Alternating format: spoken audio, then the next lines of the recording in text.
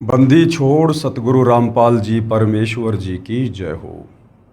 परम पिता परमात्मा सारी सृष्टि के रचनहार कुल मालिक असंख्य ब्रह्मांडों के स्वामी जगत गुरु तीनों लोकों में प्रवेश करके सबका धारण पोषण करने वाले राजाधिराज आत्माधार नाथों के नाथ देवों के देव महादेव सर्वेश्वर महेश्वर मृत्युंजय अजरो अमर आदि अनादि सनातनी प्रभु जगत पिता जगदीश्वर श्री श्री 1008 की उपाधि के वास्तविक अधिकारी अकाल मूरत सौद स्वरूपी राम वासुदेव सर्वगतम्बरम परम पूज्य प्रथम पूज्य परम संत परम पुरुष परम धनी परम दयालु सत्य कबीर हक्का कबीर अल्लाहु कबीर अल्लाहु अकबर बाखबर अल्लाह ताला जगत के तारणहार जगत के मुक्तिदाता जगत के जगन्नाथ हारे के सहारे हिंदुओं के राम मुसलमानों के अल्लाह सिखों के वाहिगुरु ईसाइयों के मसीह दया के सागर दयानिधि करुणा के सागर करुणानिधि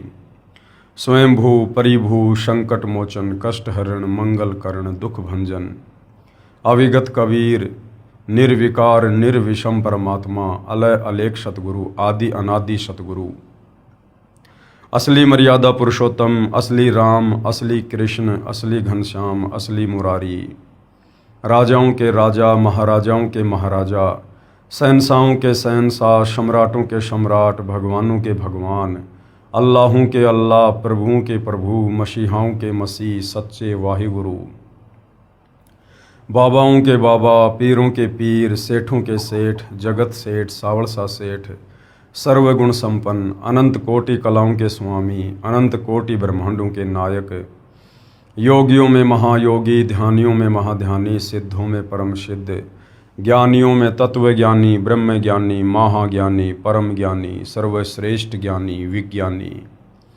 युवा कबीर समर्थ कबीर असमवात अमित ओजा सच्चे रहनुमा करीम अल्लाह सुभान अल्लाह दुनिया के अंतिम पैगंबर 8 सितंबर 1951 से गांव धनाना जिला सोनीपत हरियाणा भारतवर्ष की पावन भूमि पे प्रकट रियल कल्कि भगवान श्री नारायण साकार हरि श्री बाबा साहेब नूर अनंत परमात्मा सच्चे दरवेश सच्चे बाखबर संत श्रोमणी सतगुरु रामपाल जी परमेश्वर जी के चरण कमल में आप और हम सभी भाई बहनों का अनंत कोटि दंडवत प्रणाम।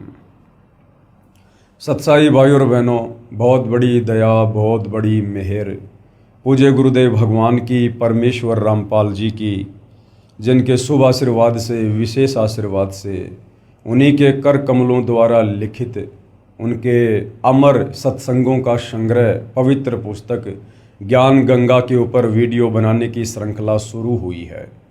इस श्रृंखला में आज हमारा ये 19वें नंबर का वीडियो है और प्रत्येक वीडियो में पूज्य गुरुदेव भगवान के आशीर्वाद से हमें भक्ति और भगवान को लेकर अध्यात्म को लेकर शास्त्र अनुकूल साधना को लेकर बहुत कुछ जानने समझने और सीखने को मिल रहा है।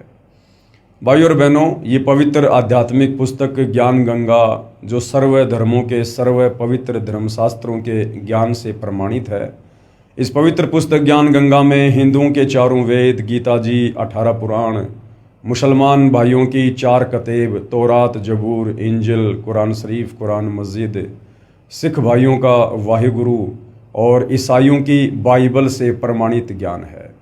इस पवित्र पुस्तक के अमृत ज्ञान में सुई की नोक रखने जितनी भी कमी किसी भी धर्म का कोई भी धर्मगुरु निकालने में सक्षम नहीं है। अपनी अज्ञानता के चलते चाहे पूरी पुस्तक को ही क्यों ना रिजेक्ट कर दें, ये बात अलग है।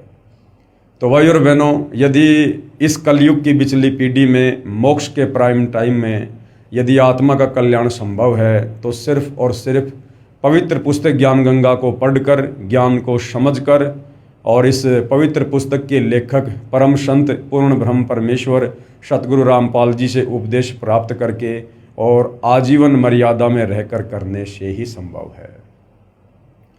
तो भाई और बहनों, सबसे पहले हमने सृष्टि रचना को जानना और समझना बहुत ज़रूरी होता है, क्योंकि जिस प्रकार हम कोई मकान खड़ा करने की सोचते हैं उससे पहले हम नींव भरते हैं और नींव बहुत ही मजबूत भरते हैं। फाउंडेशन जितना मजबूत होगा मकान उतना ही दृढ़ता से सुरक्षित बनेगा। इसी प्रकार ये जो सृष्टि रचना है ये अध्यात्म की मूल है, भक्ति मार्ग का फाउंडेशन है। यदि आपको सृष्टि रचना का ज्ञान नहीं है या आधा अधूरा ज्ञान है या आपको सृष्टि रचना का ज्ञान सुनकर भी उस पर विश्वास नहीं होता है तो आप भले पूर्ण संत से उपदेश लेकर भक्ति शुरू कर दीजिए, आप जी भक्ति को सफल नहीं कर पाएंगे। और जब आप सृष्टि रचना को सुनेंगे, पढ़ेंगे और फिर सर्व धर्मों के पवित्र धर्मशास्त्रों से उसको प्रमाणित होता हुआ देखेंगे तो फिर आपके मन में किसी भी प्रकार की शंका की गुंजाइश नहीं रह जाएगी। तो भाई और बहनों, यदि आवश्यकता है तो सिर्फ सतगुरु रामपाल जी के प्रवचन सुनने की या उनके द्वारा लिखित पवित्र पुस्तकों को पढ़कर समझने की। उसके बाद मोक्ष का रास्ता जो आज से पहले पहाड़ से भी ज़्यादा भारी था, अब आपके लिए पहली कक्षा का कायदा बन जाएगा।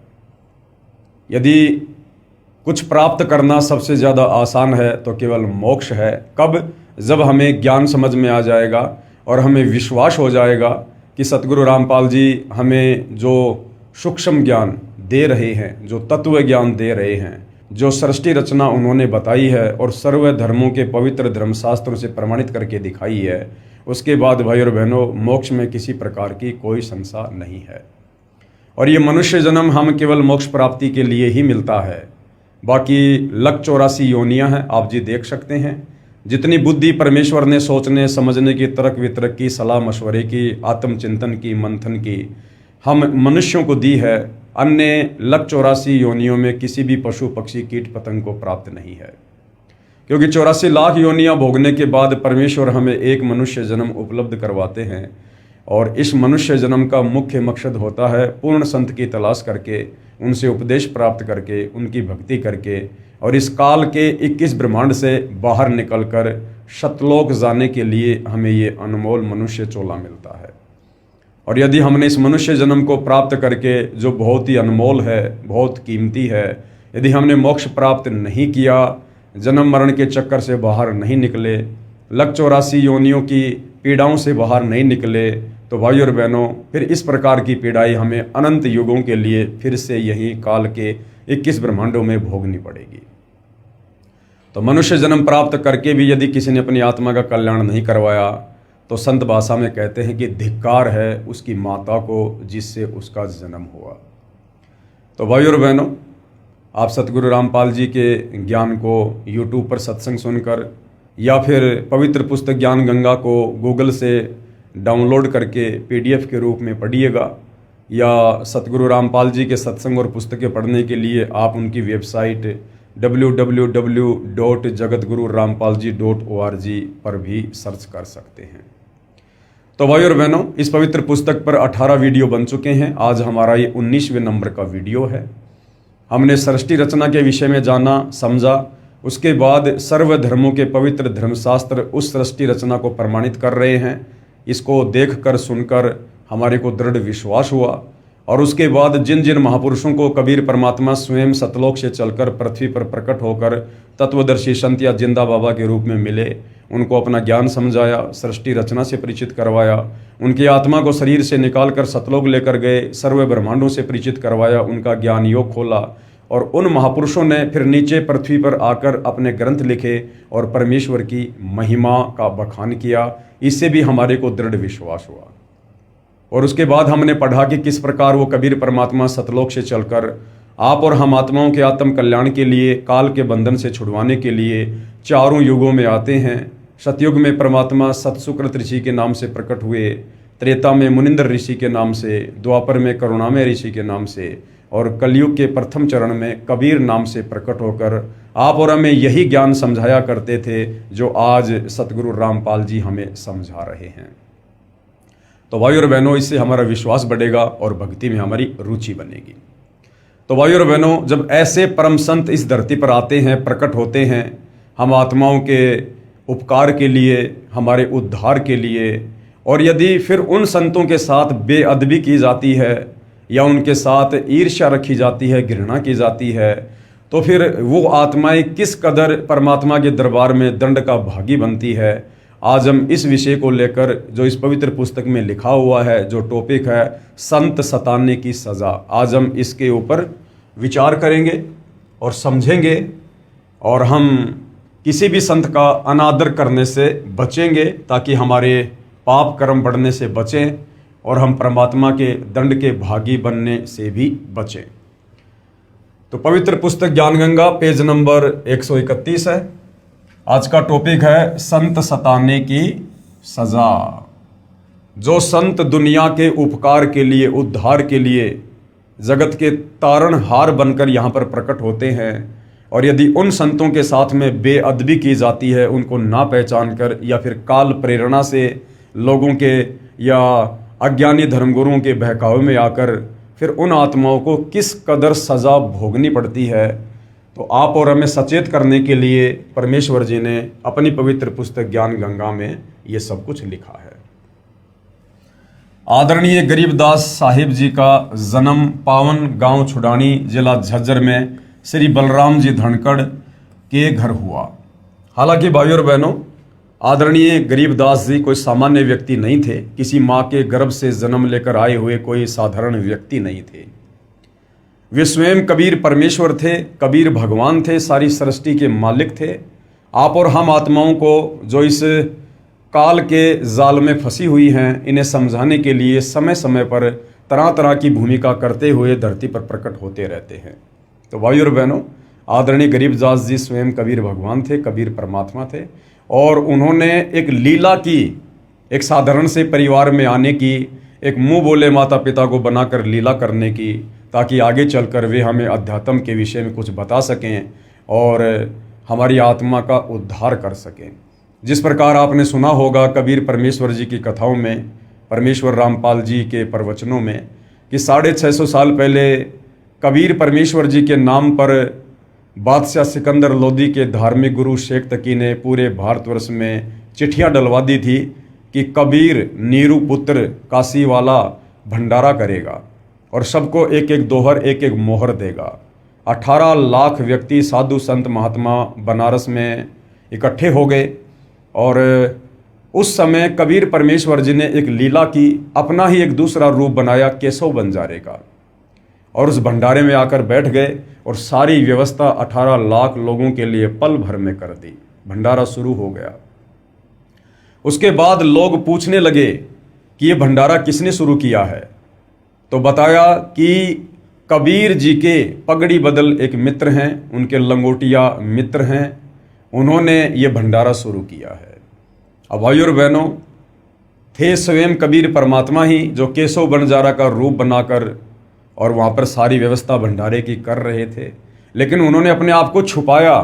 और जब उनसे पूछा गया दिल्ली के बादशाह सिकंदर लोदी के द्वारा कि आप कौन हैं और कबीर जी के क्या लगते हैं, तो केशव बंजारे के रूप में कबीर परमेश्वर ने कहा कि मैं उनका पगड़ी बदल यार हूँ, और उन्होंने मेरे पास में एक छोटी सी चिट्ठी भेजी थी कि एक छोटा सा भंडारा है, कुछ व्यवस्था करनी है, आप जी सामान लेकर आ जाना। तो भाइयों और बहनों, इसी प्रकार आज से 300 साल पहले कबीर परमात्मा सतलोक से चलकर पहले आदरणीय गरीबदास जी के रूप में सांसारिक दिखावे में लोगों की चरम दृष्टि को धोखा देते हुए कि ये तो माँ के गर्भ से जन्म लेकर आए हैं, इस प्रकार से परमेश्वर सूक्ष्म रूप में, शिशु रूप में प्रकट होकर अपनी लीला शुरू कर देते हैं। और जब ये परमेश्वर लीला में आयु में 10 वर्ष के हो जाते हैं, उसके बाद वही कबीर परमात्मा अपना दूसरा रूप बनाकर जिंदा बाबा वाला सतलोक से प्रकट होते हैं और फिर आमने सामने बातें होती हैं। ये सारा का सारा खेल, ये सारी की सारी लीला, ये डबल रोल आप और हम आत्माओं को अध्यात्म को समझाने के लिए परमेश्वर जी ने किया। तो आदरणीय गरीबदास जी को ये तत्व ज्ञान हो जाने के बाद फिर हम ये नहीं कह सकते कि उनका जन्म हुआ था। वे प्रकट हुए थे और परमेश्वर प्रकट ही होते हैं, क्योंकि वो उस समय सतगुरु की भूमिका में थे। और कहते ना सतगुरु जननी जने जाके माना बाप, पिंड ब्रह्मंड से रहित है ना वहाँ तीनों ताप। तो आदरणीय गरीबदास साहिब जी का प्राकाटे पावन गांव छुडानी, जिला झज्जर में श्री बलराम जी धनखड़ यानी जाट जाति से थे, उनके घर पर हुआ। आप जी को पूर्ण ब्रह्म कबीर परमेश्वर यानी कबीर देव सतलोक यानी जिसको रित धाम भी कहते हैं, वहाँ से चलकर सन 1727 में सह शरीर आकर मिले थे। तथा आप जी के शरीर को, आप जी के यहाँ पर जीव लिखा हुआ है, हम परमेश्वर के शरीर के लिए जीव शब्द का प्रयोग नहीं कर सकते हैं, क्योंकि परमेश्वर जीव रहित होते हैं। उनका नूरी शरीर होता है, तेजपुंज का शरीर होता है। तो एक साधारण सी लीला करते हुए लोग दिखावे में तो हम यही कहेंगे कि उनके जीव को शतलोक लेकर गए, लेकिन वास्तविकता कुछ और है जो आपको बता दी गई है। तथा आप जी के जीव को शतलोक लेकर गए थे। पीछे से परिवारजनों ने गरीबदास जी को मृत जानकर चिता पर रख दिया था। उसी समय कबीर देव ने आप जी का जीव वापस शरीर में प्रविष्ट कर दिया। उसके पश्चात आदरणीय गरीबदास जी भी परम पूज्य कबीर देव, कबीर परमेश्वर की आंखों देखी महिमा जन जन को सुनाने लगे। जो भी दुखी प्राणी आप जी से उपदेश प्राप्त करता वही सुखी हो जाता। आप जी की बढ़ती महिमा तथा तत्व ज्ञान के सामने अन्य गुरुओं आचार्यों के अधूरे ज्ञान की पोल खुलने से आसपास के सर्व अधूरे ज्ञान युक्त गुरुजन आचार्य जन आप जी से अत्यधिक ईर्ष्या करने लगे। आसपास के मुख्य मुख्य चौधरियों को उल्टी पट्टी पढ़ा दी, जिससे आसपास के गांव के आम व्यक्ति प्रभु कबीर जी के प्यारे बच्चे आदरणीय गरीबदास जी से घृणा करने लगे।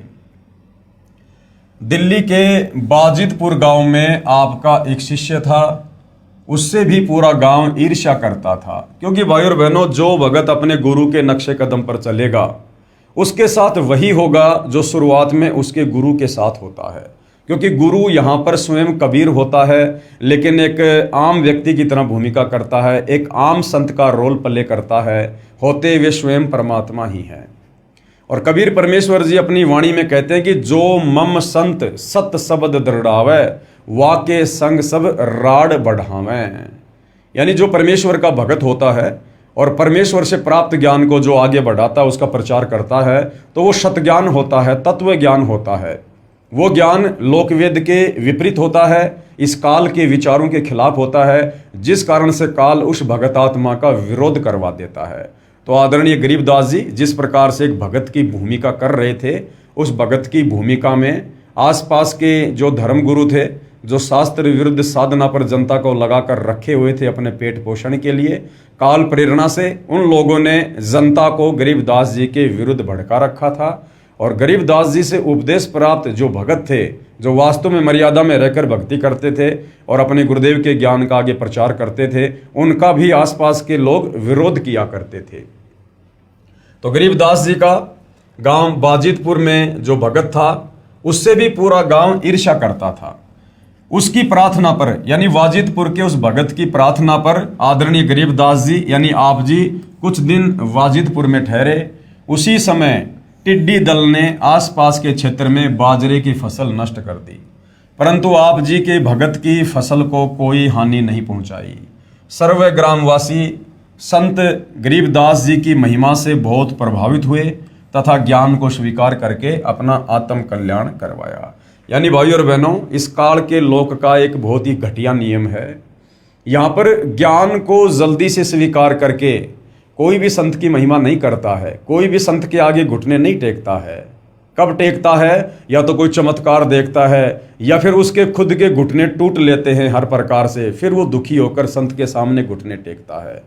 तो वैसे तो बाजितपुर गांव के लोग संत गरीबदास जी के भगत से भी ईर्ष्या करते थे, लेकिन जब गांव की बाजरे की फसल को टिड्डी दल ने नष्ट कर दिया और संत गरीबदास जी के भगत की फसल को जरा भी नुकसान नहीं पहुंचा, तो इस चमत्कार को देखकर कि भाई वास्तव में इसके गुरु में कोई शक्ति है, और पूरा गांव गरीबदास जी के आगे नतमस्तक हो जाता है। आप जी के आदेश से आपके भगत ने उस बाजरे को पूरे गांव में बांट दिया तथा गरीबदास जी के बार बार मना करने पर भी कुछ बाजरा बैलगाड़ी में डाल दिया। अब भाई और बहनों, आप और हमने शिक्षा लेनी है यहाँ पर। गरीबदास जी का जो भगत था बाजितपुर का, जो बाजरा बच गया था, उन्होंने गरीबदास जी से प्रार्थना की कि हे गुरुदेव, कुछ बाजरा आप जी छुड़ानी लेकर जाइए। लेकिन गरीबदास जी ने बार बार मना किया। मना करने के बावजूद भी भगत जबरदस्ती करने लगा। भाई और बहनों, ये गलती उस समय वो आत्मा कर सकती थी, क्योंकि उस समय भक्ति का कंप्लीट कोर्स, कंप्लीट मूल ज्ञान, कंप्लीट सृष्टि रचना गरीबदास जी ने किसी को भी नहीं बताई थी, क्योंकि वो समय नहीं था। आज वर्तमान में वो समय आ चुका है और हम उस समय में जन्म लेकर भक्ति भी कर रहे हैं। ये कलयुग की बिचली पीढ़ी है और हमारे गुरुदेव भी तत्वदर्शी संत हैं, जगत गुरु हैं, और हमें ये भी पता है कि जगत गुरु और तत्वदर्शी संत की भूमिका स्वयं कबीर परमात्मा जी ही निभाते हैं। तो भाई और बहनों, वर्तमान में पहली बात तो हमने गुरु के आगे ज़्यादा बातचीत नहीं करनी होती है, गुरु से ज़्यादा सवाल जवाब नहीं करने होते हैं। कहते हैं गुरु के सन्मुख वचन ना कहिए, सो शिष रहनी गहनी सुख लइए। गुरु से हमने फालतू में वाद विवाद नहीं करना चाहिए, और यदि हमने कोई बात करने की आवश्यकता भी पड़ गई तो बहुत ही कम शब्दों में और नीची गर्दन करके, और फिर यदि संत मना कर दे या जो भी आदेश दे दे, हमने दोबारा फिर उनके आदेश से ऊपर होकर प्रार्थना नहीं करनी चाहिए। जैसा भी आदेश गुरुदेव का मिले तुरंत हमने सिरोधार्य करना चाहिए। कहते हैं कुत्ता हूँ गुरुदेव का और पवन दास का नाम, गले प्रेम की जेवड़ी, जहाँ खैचो तहाँ जाऊँ मैं, तो करो तो बावड़ूँ और दूर दूर करो तो जाऊँ, जो राखूँ त्यों ही रहूँ, जो देवो सो खाऊँ। तो संत एक बार जो कह दे उसमें चाहे हमारे लिए हानि हो चाहे हमारे लिए लाभ हो, हमने उलट कर संत से फिर किसी प्रकार का कोई सवाल जवाब या वाद विवाद नहीं करना चाहिए। लेकिन गरीबदास जी के बार बार मना करने पर भी कुछ बाजरा बैलगाड़ी में डाल दिया तथा कहा कि प्रत्येक पूर्णमासी में आप भंडारा करते हो, कुछ दान आपके दास का भी हो जाएगा। भक्तों की श्रद्धा को रखते हुए आप जी ने स्वीकृति प्रदान कर दी।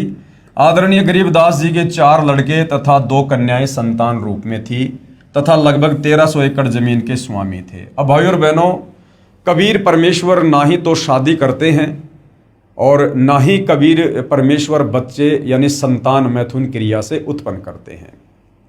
इस काल के लोक में जो व्यवस्था इस काल बलि ने बना रखी है, इस हिसाब से कबीर परमात्मा यहाँ पर आप और हमारी चरम दृष्टि को धोखा देते हुए इस प्रकार की लीला करते हैं। और जो बच्चे वे उत्पन्न करते हैं वो उनके वचन के होते हैं, उनके शब्द के होते हैं। वो बच्चे परमात्मा मैथुन क्रिया करके यानी पति पत्नी व्यवहार करके पैदा नहीं करते हैं। हालांकि परमेश्वर की लीलाएं बहुत अजब गजब होती हैं। सामने जो स्त्री होती है, जो परमेश्वर की पत्नी की भूमिका में होती है, उसे तनिक भी महसूस नहीं होता है कि ये मेरे पति हैं या फिर वास्तव में परमेश्वर हैं।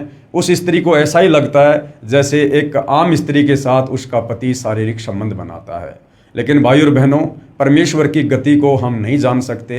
कहते हैं नामा और रैदास रसीला, कोई न जाने अवगत की लीला। इस परमेश्वर की गति को कोई नहीं जान सकता है। तो हमने उनके ज्ञान को समझकर ही हमने ये विश्वास करना होता है कि कबीर परमेश्वर जी के जो गुण हैं, जो लक्षण हैं और उनका जो तेज पुंज का शरीर होता है, वो इस प्रकार से पति पत्नी व्यवहार करके बच्चे उत्पन्न करने का नहीं होता है।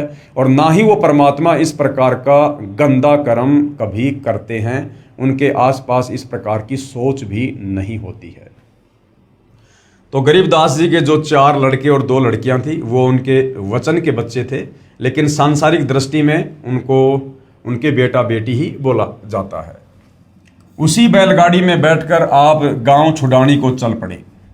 रास्ते में गांव काणोदा के पास बैलगाड़ी पहुंचते ही पहले से सुनियोजित षड्यंत्र स्वार्थी गुरुओं आचार्यों ने संत गरीबदास जी को घेर लिया, सर्व बाजरा लूट लिया तथा उसी गांव के चौधरी छाजूराम छिकारा को सूचना कर दी कि वो हिंदू धर्म का द्रोही पकड़ लिया है।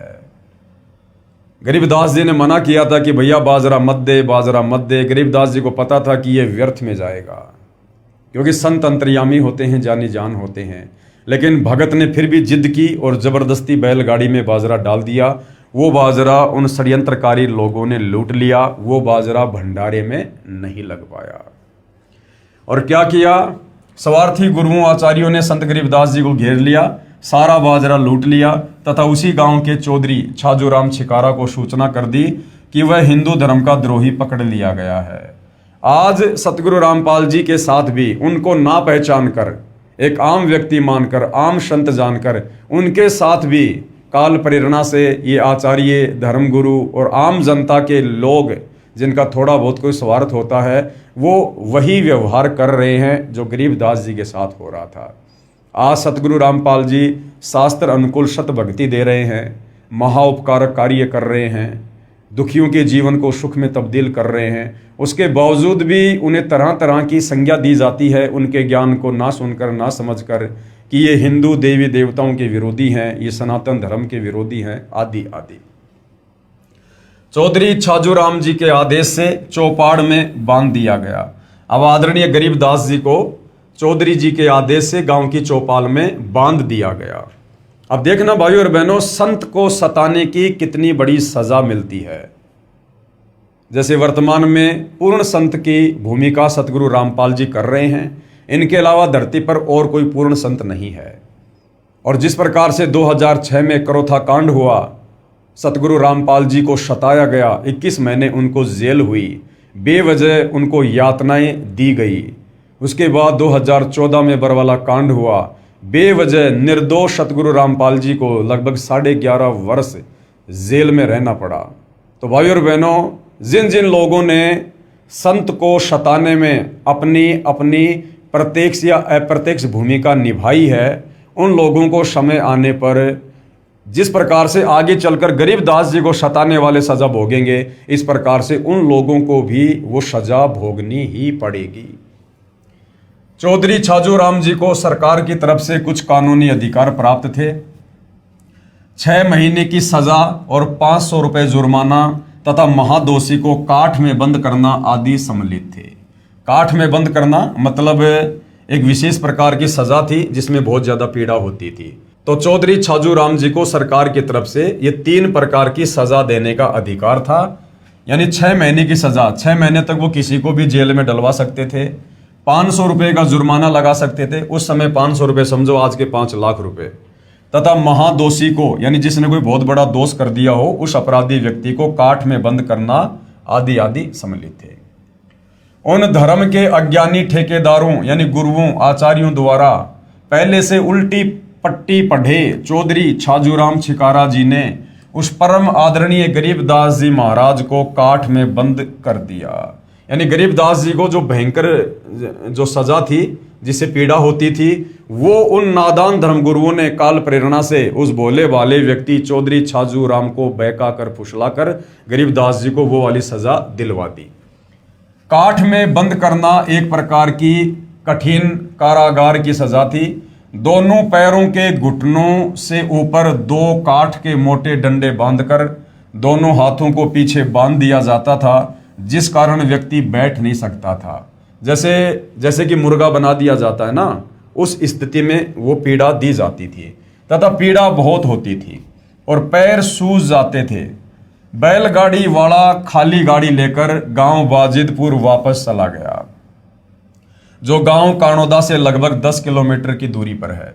सूचना प्राप्त होते ही बाजिदपुर गांव के कुछ मुख्य व्यक्ति तुरंत कानोदा पहुंच गए तथा चौधरी छाजूराम जी से प्रार्थना की तथा बहुत समझाया कि ये आम व्यक्ति नहीं है, ये परम शक्ति संपन्न है, आप क्षमा याचना कर लो। चौधरी छाजूराम जी बहुत ही नेक आत्मा तथा बहुत ही दयालु व नम्र हृदय का व्यक्ति था, परंतु उन स्वार्थी व प्रभुता के भूखे गुरुओं आचार्यों ने उस पुण्यात्मा श्री छाजूराम छिकारा जी को झूठी कहानी सुनाकर प्रभु के प्यारे बच्चे आदरणीय गरीबदास जी के प्रति अत्यधिक गलानी पैदा कर रखी थी। यानी पूरी तरह से भड़का रखा था उन स्वार्थी धर्मगुरुओं ने, जिस कारण से चौधरी छाजूराम जी ने बिना कारण जाने ही सजा प्रारंभ कर दी। चौधरी जी ने पूछा भी नहीं कि भाई इसकी क्या गलती है। उन लोगों के इस कदर भड़काने पर तुरंत उनको सजा देना शुरू कर दी। बाजिदपुर के भक्तों की प्रार्थना पर मानकर आदरणीय गरीबदास जी को छोड़ दिया। आदरणीय गरीबदास जी साहिब जी ने कुछ नहीं कहा तथा अपने गांव छुड़ानी आ गए। ये होता है भाइयों और बहनों संतों का स्वभाव। संत न छोड़े संतता, चाहे कोटिक मिलो असंत, और पतिव्रता चूके नहीं, चाहे धर अंबर दशकंत। आदरणीय गरीबदास जी सर्व सृष्टि को रचने वाले, सर्व ब्रह्मांडों के रचयिता, जिनकी वचन शक्ति से इस काल के 21 ब्रह्मांड, अक्षर पुरुष के साथ संग ब्रह्मांड अपना कार्य कर रहे हैं। जो परमेश्वर पल भर में, क्षण भर में इस पूरी सृष्टि को नष्ट कर सकता है, पल भर में वैसा ही कर सकता है। वो परमात्मा, और वो काठ की सज़ा भोग रहा है और किसी प्रकार की कोई प्रतिक्रिया नहीं दे रहे हैं। और जैसे ही उनको छोड़ा गया, किसी प्रकार की प्रतिक्रिया ना देकर, कोई सफाई ना देकर, कोई गुस्सा ना करके, और तुरंत वहाँ से छुड़ाने के लिए चल पड़ते हैं। भाई और बहनों, ये परमपिता परमेश्वर के स्वभाव में ही होता है, और ऐसा ही स्वभाव वो हम भक्तों का बनाने के लिए यहाँ पर आते हैं, ताकि हम सतलोक के योग्य बन सके, क्योंकि सतलोक में सभी आत्माओं का स्वभाव ऐसा ही होता है। आज वर्तमान में देख लीजिए आप सतगुरु रामपाल जी को। सन 2006 में करोथा कांड हुआ, करोथा आश्रम को तहस नहस कर दिया गया। संत रामपाल जी को लगभग 21 महीने के लिए रोहतक की जेल में डलवा दिया गया, परंतु सतगुरु रामपाल जी ने किसी के ऊपर कोई आक्षेप नहीं लगाया, कोई FIR किसी के ऊपर नहीं की। उसके बाद सन 2014 में बरवाला कांड हुआ। किस प्रकार से बरवाला कांड को तहस नहस कर दिया गया, और सतगुरु रामपाल जी ने लगभग 11.5 वर्ष तक हिसार जेल में बैठकर वो समय गुजारा, लेकिन उसके बावजूद भी उन्होंने किसी के ऊपर कोई FIR नहीं की और किसी को किसी प्रकार का कोई दोष नहीं दिया। तो भाई और बहनों, ये होते हैं पूर्ण संत के लक्षण, क्योंकि पूर्ण संत की भूमिका परमात्मा ही कर सकता है। एक सामान्य जीव में, सामान्य संत में इतना धैर्य, इतना विवेक, इतनी शालीनता नहीं हो सकती है। कुछ दिनों उपरांत चौधरी छाजू राम जी सुबह सुबह टट्टी फिरने यानी फ्रेश होने जोहड़ यानी तालाब पर गए, तो उनके दोनों हाथ 2 घुड़सवारों ने काट दिए। उसी समय उनके समक्ष ही अदृश्य हो गए।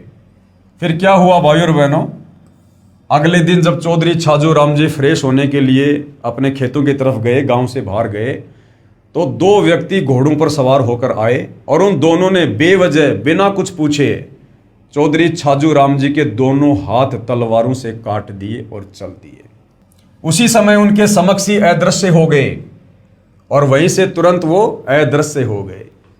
इस दृश्य को तालाब पर उपस्थित कई व्यक्तियों ने भी देखा। बहुत उपचार करवाया, परंतु दर्द तथा रक्त का स्राव बंद नहीं हुआ।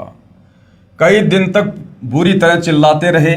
फिर एक व्यक्ति ने कहा, उसी संत गरीबदास जी के पास जाकर क्षमा याचना कर लो, वे दयालु हैं।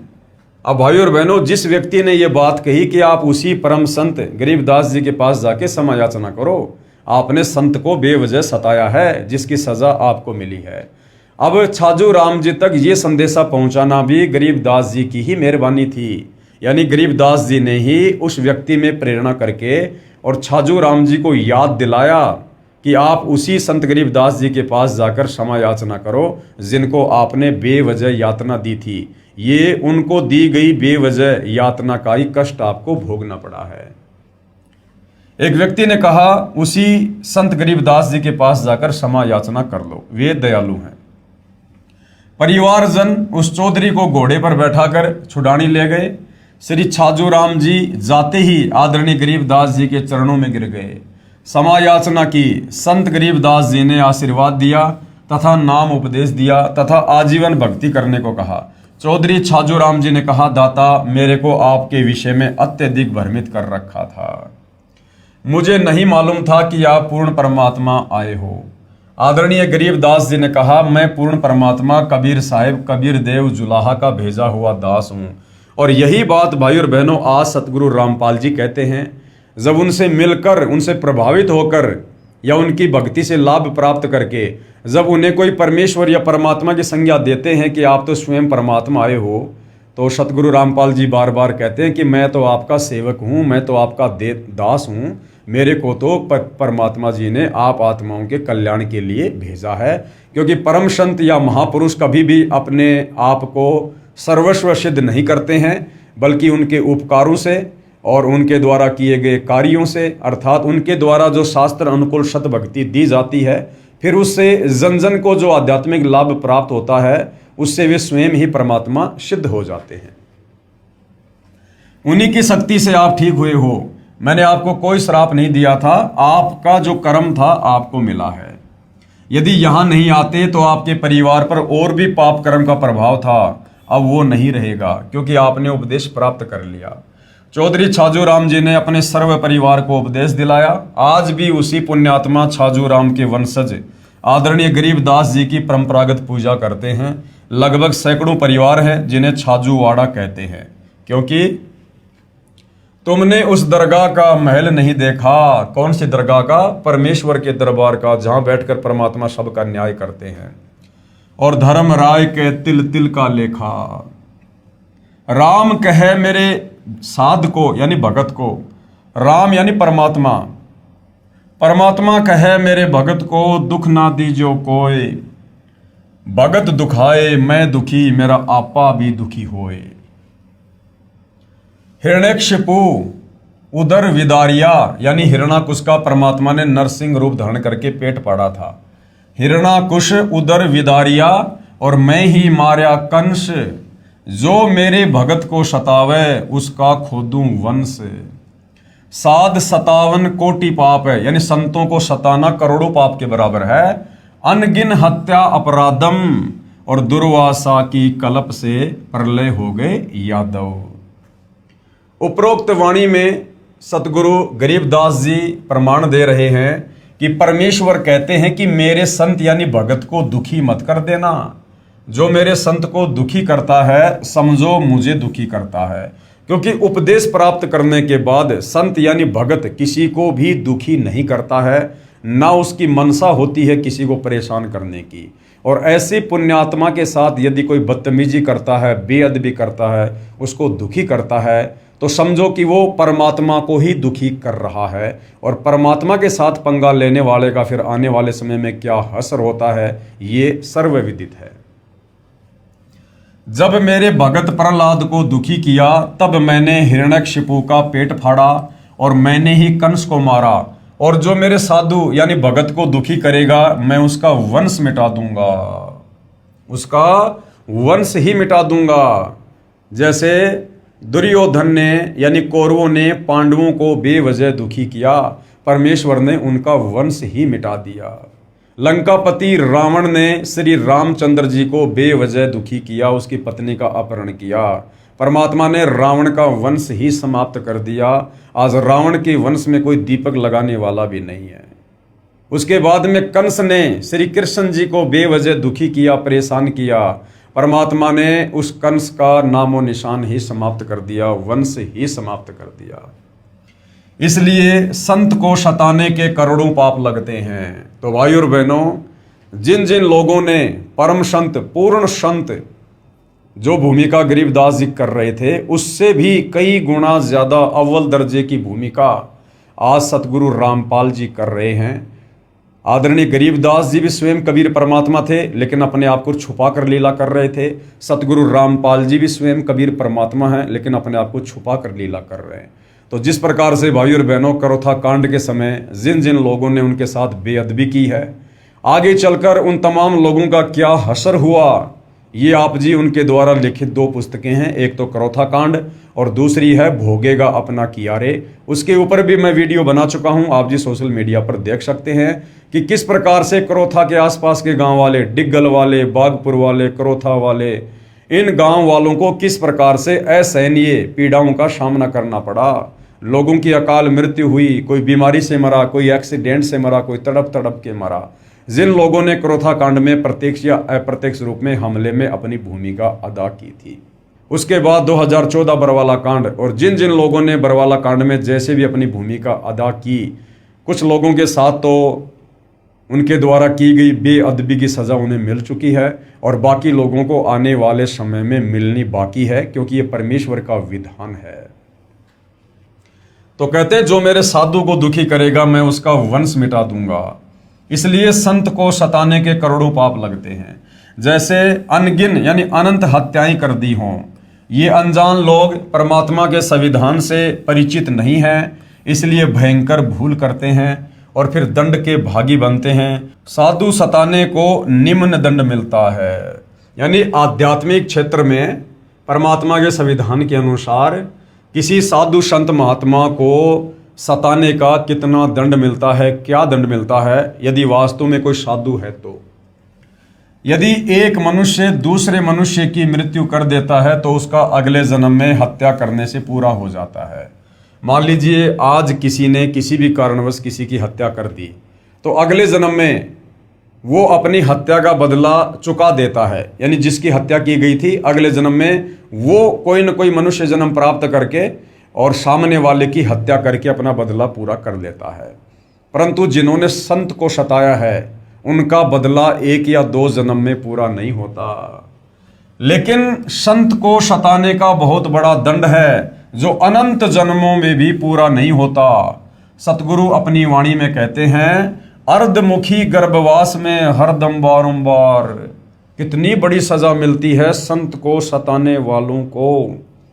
अर्धमुखी यानी माँ के गर्भ में ऊपर को पैर और नीचे को सर। अर्धमुखी गर्भवास में हरदम बारंबार, यानी बारंबार। कब तक? जब तक ये सृष्टि प्रलय में नहीं आएगी, तब तक उस व्यक्ति को जिसने संत को सताया है, उस व्यक्ति को 9 महीने माँ के गर्भ में बारंबार नीचे को सर ऊपर को पैर करके नरक कुंड भोगना पड़ेगा, और जन्म लेते ही तुरंत उसकी मृत्यु हो जाएगी। फिर वापस उसको माँ के गर्भ में वही सजा। तो ये सजा उसको अनंत बार मिलेगी, बारंबार मिलेगी, जब तक सृष्टि का संहार नहीं हो जाएगा। अर्धमुखी गर्भवास में हरदम बारंबार, और झूनी भूत पिशाच की। और अगर योनि भी मिलेगी तो किसकी मिलेगी? भूत या पिशाच की। जब लग सृष्टि संहार, जब तक ये सृष्टि नष्ट नहीं हो जाएगी, तब तक उसको इस प्रकार की यातना संत सताने वाले को बारंबार मिलेगी। ऐसी गलती करने वालों को परमेश्वर भिन्न प्राणियों की योनियों में बारंबार माँ के गर्भ में डालते हैं, अर्थात वह जन्म लेते ही बारंबार मृत्यु को प्राप्त हो जाता है। कभी वो सुअरी के गर्भ में आएगा और गर्भ में असहनीय कष्ट भोगेगा, और उस सुअरी के गर्भ से जन्म लेते तुरंत किसी न किसी कारण से उसकी मृत्यु हो जाएगी।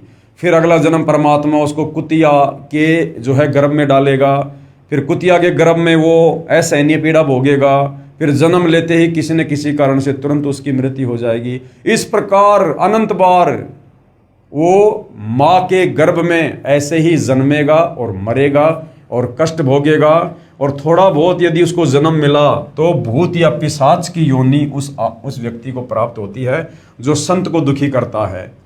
अब संत भाई और बहनों, कोई तत्वदर्शी संत ही नहीं होता कि भाई किसी गुरु को सताएंगे तो ही जो है हमें यहाँ पर यह दंड मिलेगा।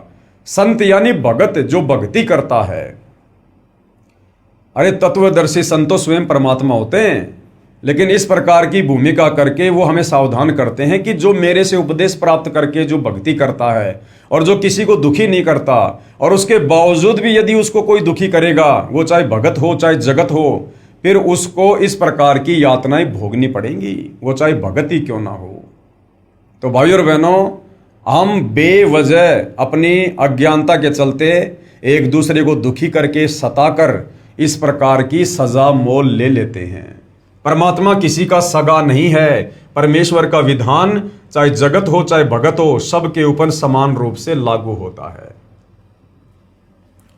ऐसी गलती करने वालों को परमेश्वर भिन्न भिन्न प्राणियों की योनियों में बारंबार माँ के गर्भ में डालते हैं, अर्थात वह जन्म लेते ही बारंबार मृत्यु को प्राप्त हो जाता है। और जब तक सृष्टि प्रलय नहीं हो जाती, तब तक भूत पिशाच की योनि वह माँ के गर्भ में महान कष्ट रखता है, जो बहुत ही दुखदायी होता है।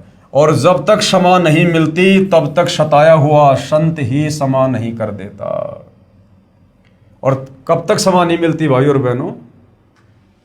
जिस संत को उसने सताया है, जिस भगत को उसने दुखी किया है, जब तक वो भगत उसे माफ ना कर दे, तब तक भाई और बहनों उस सताने वाले व्यक्ति को, वो चाहे जगत हो चाहे भगत हो, उसको माफी नहीं मिलती है। इस कथा को समझाने के लिए परमेश्वर हमें एक उदाहरण दे रहे हैं। एक बार दुर्वासा ऋषि ने अभिमानवश, ये दुर्वासा कौन थे? वैसे तो दुर्वासा ऋषि जो है ये सतयुग में भी होते हैं, त्रेता युग में भी होते हैं, द्वापर में भी होते हैं, क्योंकि एक प्रकार की सिद्धि होती है जिस सिद्धि से बहुत सारे चोले धारण कर लेते हैं। तो दुर्वासा ऋषि जब सतयुग में थे, उस समय राजा अमरीश के साथ उन्होंने बेअदबी की थी और उसकी क्या सज़ा उनको भोगनी पड़ी थी। और द्वापर युग में यही दुर्वासा ऋषि श्री कृष्ण जी के धार्मिक गुरु भी थे। तो जब दुर्वासा ऋषि सतयुग में थे उस समय की ये कथा है। एक बार दुर्वासा ऋषि ने अभिमानवश अम्बरीश ऋषि को मारने के लिए अपनी शक्ति से एक सुदर्शन चक्र छोड़ दिया।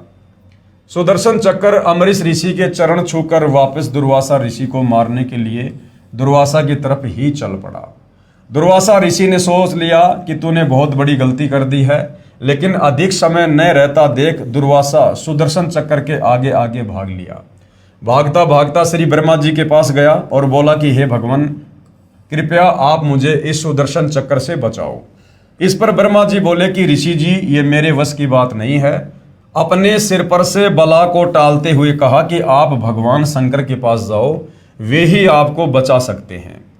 ये सुनते ही दुर्वासा ऋषि भगवान शंकर के पास गया और बोला कि हे भगवान, कृपया करके आप मुझे इस सुदर्शन चक्र से बचाओ। इस पर भगवान शिव ने भी ब्रह्मा जी की तरह टालते हुए कहा कि आप श्री विष्णु भगवान के पास जाओ, वही आपको बचा सकते हैं। क्योंकि सुदर्शन चक्र ने उग्र रूप धारण कर रखा था और वो सुदर्शन चक्र कोई इस त्रिलोकीय विष्णु का नहीं था, स्वयं कबीर भगवान उस समय जो है उस सुदर्शन चक्र के रूप में समझ लो। यानी कबीर परमात्मा जी के तेज से ही उस सुदर्शन चक्र ने इतना उग्र रूप धारण किया, जिससे ब्रह्मा जी और शंकर जी भी उस आपत्ति को टालने में जो है समर्थ दिखाई नहीं दिए। ये सुनते ही भगवान विष्णु जी के पास जाकर दुर्वासा ऋषि ने कहा कि हे भगवान, आप ही मेरे को इस सुदर्शन चक्र से बचा सकते हो। अब उधर भाई और बहनों क्या हुआ, कबीर परमात्मा जी ने उधर से विष्णु जी का रूप धारण किया और अलग से विष्णु लोक की रचना की और सर्व देवी देवताओं को अपने पास बैठाकर वहां पर लीला करने लगे। क्योंकि परमात्मा ने अपने भगत की महिमा को संसार में बनाना होता है और ये दिखाना होता है, उदाहरण कोड करना होता है कि सच्ची भक्ति करने वाला भगत यदि उसको कोई सताएगा, दुखी करेगा, तो किस कदर सामने वाले को सजा भोगनी पड़ती है। और साथ में ये भी दिखाया कि आप चाहे कितने बड़े ऋषि हो, चाहे महात्मा हो, यदि आपने भक्ति मर्यादा को तोड़ा और किसी के साथ बेअदबी की तो आपको भी नहीं बख्शा जाएगा। क्योंकि दुर्वासा बहुत बड़ा संत था, योगी था, तपस्वी था, तीनों लोकों में उसका डंका बजता था। ब्रह्मा विष्णु महेश भी उनके नाम से कांपते थे कि कहीं कोई श्राप ना दे दे। और राजा अम्बरीश जो राजा था, लेकिन वो शत भक्ति भगवान विष्णु की करता था, जिस कारण से उस शत भक्ति के प्रभाव से और दुर्वासा ऋषि को भी अपनी जान बचाना भारी पड़ गया। ये सुनते ही भगवान विष्णु जी के पास जाकर दुर्वासा ऋषि ने कहा कि हे भगवान, आप ही मेरे को इस सुदर्शन चक्र से बचा सकते हो। देखो, श्री ब्रह्मा जी ने कहा कि भैया मैं नहीं बचा सकता, श्री शंकर जी ने कहा मैं नहीं बचा सकता, तो विष्णु जी फिर क्या हैं? ये तीनों भाई तो हैं, ब्रह्मा विष्णु महेश, और तीनों के पास में बराबर पावर है। तो जब ब्रह्मा जी नहीं बचा पाए सुदर्शन चक्र से, शंकर जी नहीं बचा पाए, तो अगर वो विष्णु उस समय वहां होते तो विष्णु जी कैसे बचा सकते थे? तो उस समय वहां पर विष्णु का रूप धारण करके ये लीलाधर कबीर भगवान सर्व देवी देवताओं को इकट्ठा करके स्वयं ही वहां पर शेषनाग की सैया पर लेट गए। क्योंकि परमात्मा ने बाकी के देवी देवताओं को भी ये दिखाना था, क्योंकि दुर्वासा ऋषि के आगे बाकी के देवी देवता भी डरा करते थे, भयभीत थे। तो परमात्मा ने उन देवी देवताओं का भय भी समाप्त करना था। और दुर्वासा ने कहा कि आप ही मेरे को इस सुदर्शन चक्र से बचा सकते हो, वरना ये मेरे को काट कर मार डालेगा। इस पर भगवान विष्णु जी ने कहा कि हे ऋषि जी, यानी भगवान विष्णु रूप में कबीर परमात्मा ने कहा कि हे ऋषि जी, ये सुदर्शन चक्र आपको क्यों मारना चाहता है? क्योंकि परमात्मा वहां पर बैठे साथ उन 33 करोड़ देवी देवताओं को भी हकीकत से परिचित करवाना चाहते थे। ऋषि ने उपरोक्त सारी कहानी बताई कि ऐसे ऐसे मैं अम्बरीश जी के पास गया था, अम्बरीश अपनी साधना कर रहा था, मैंने उसको ज़बरदस्ती ऐसी ऐसी साधना के लिए कहा तो उसने मना कर दिया बड़े प्यार प्रेम से, लेकिन मैंने गुस्से में आकर और उसको मारने के लिए सुदर्शन चक्र छोड़ दिया और उल्टा ये सुदर्शन चक्र मुझे ही मारने के लिए दौड़ पड़ा। ऋषि ने उपरोक्त सारी कहानी बताई। तब विष्णु जी ने कहा कि हे दुर्वासा, यदि आप उसी अम्बरीश ऋषि के चरण पकड़कर माफी मांगोगे तो ये सुदर्शन आपकी जान बख्श सकता है। कि भैया उसी भगत के पास वापस जा जिसको तूने दुखी किया, परेशान किया, जिसके साथ तूने बेअदबी की, अगर वो माफ करेगा तो तेरा ये कष्ट कटेगा, नहीं तो नहीं कटेगा। परमात्मा काट सकते थे, समर्थ थे, लेकिन मालिक ने उदाहरण पेश करना था ये कि जिसको सताओगे, जब तक वो तुम्हें आत्मा से माफ नहीं करेगा, तुम्हारा वो दंड कभी भी जो है वो कम नहीं होगा। अन्यथा मैं तो क्या, कोई भी देव आपको नहीं बचा सकता, इसका दूसरा कोई विकल्प ही नहीं है। मरता क्या नहीं करता। दुर्वासा ऋषि वापस जाकर अमरीश ऋषि के चरण पकड़कर रोने लगा और माफी मांगी। तब अमरीश ऋषि ने वह सुदर्शन चक्र अपने हाथ में पकड़ दुर्वासा ऋषि को दिया और कहा कि संतों ऋषियों के साथ बेअदबी कभी नहीं करनी चाहिए, उसका परिणाम बहुत बुरा होता है।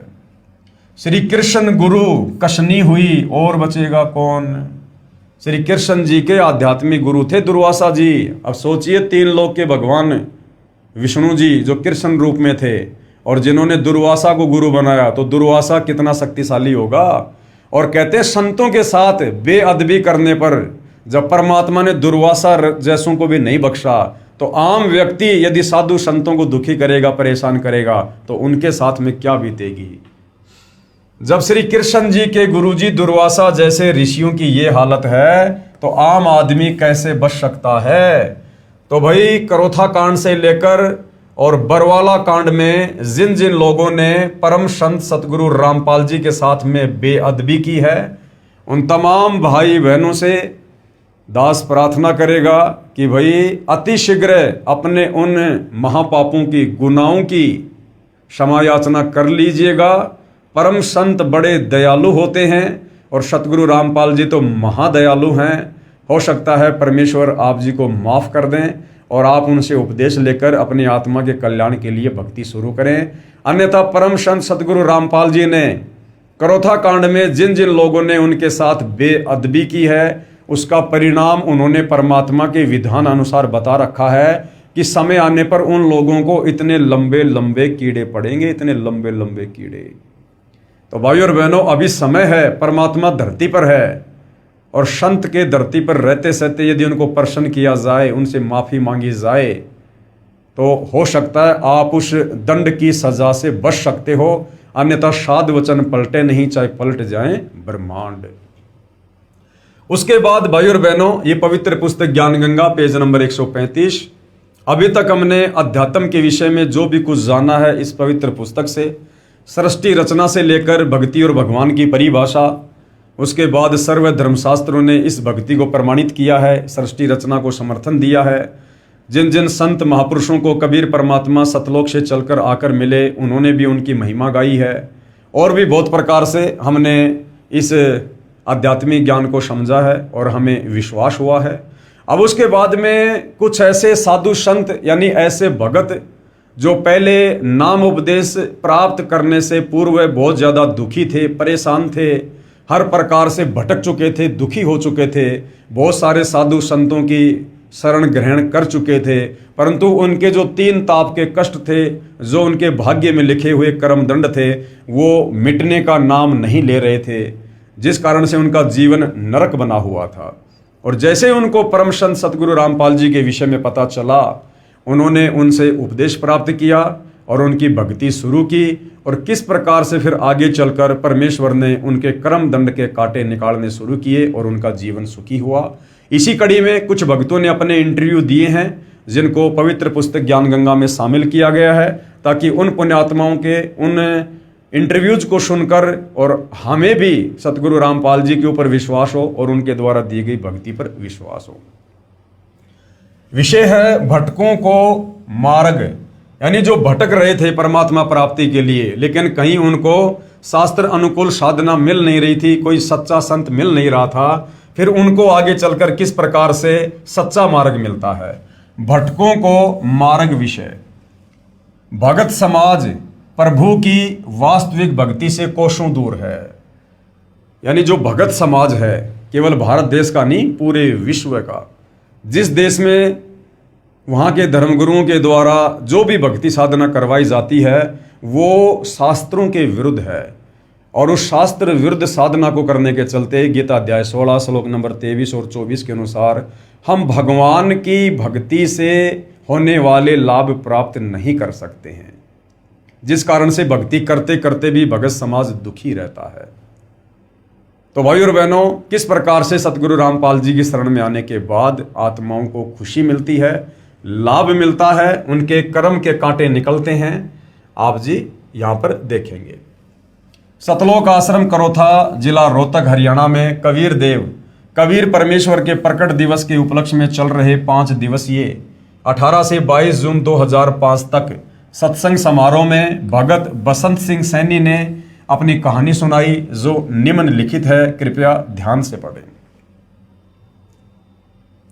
प्रभु प्यासे भगत बसंत सिंह सैनी को मार्ग मिलना, यानी बसंत सिंह सैनी जो गांव गांद्रा, जिला रोहतक, हरियाणा से है, और किस प्रकार से परमात्मा की ये पुण्यात्मा अपने पूर्व जन्मों के पाप कर्मों के कारण जो कष्ट इनके ऊपर आ रहे थे, उन कष्टों को लेकर ये दर दर की ठोकर खा रहे थे, साधु संत महात्माओं के पास जा रहे थे, जो जैसा समाधान जहां भी बता दिया करता था वहां पर ये पहुंच जाया करते थे, परंतु इनके जो कर्मों के जो कष्ट थे वो समाप्त होने का नाम नहीं ले रहे थे।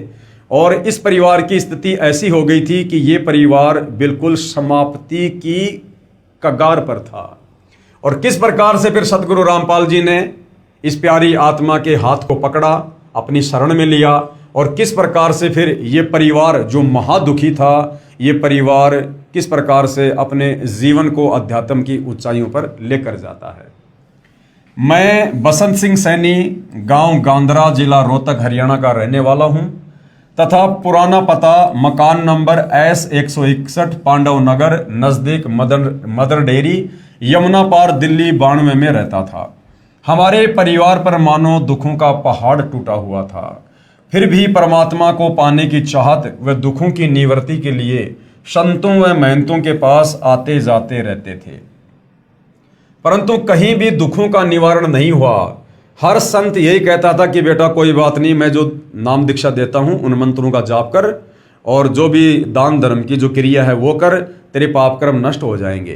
परंतु कुछ दिनों बाद बसंत सिंह सैनी देखता कि मेरे पाप कर्मों में, मेरे उन प्रारब्ध के कर्मों में किसी प्रकार का कोई भी बदलाव नहीं हो रहा है, मैं ज्यों का त्यों दुखी हूं, परेशान हूं, परंतु कहीं भी दुखों का निवारण नहीं हुआ। आखिरकार एक जाने माने संत श्री आसाराम बापू से मिले। उस समय आसाराम जी की संगत दिल्ली में लगभग 1000 थी, जिसके कारण बहुत नजदीक से मिलने का मौका मिला। यानी बसंत सैनी जी को आसाराम जी से आमने सामने बैठकर बातचीत करने का मौका मिला। हमने अपने दुख व परमात्मा पाने की जिज्ञासा उनके सामने रखी।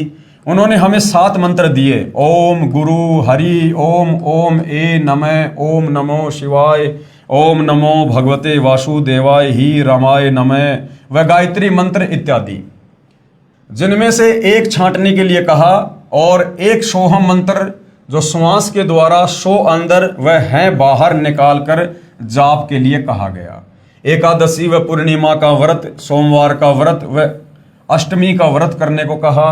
ज्यादा से ज्यादा त्रिबंध प्राणायाम व सिद्धासन में बैठकर ध्यान लगाना व अनुष्ठान करना बताया।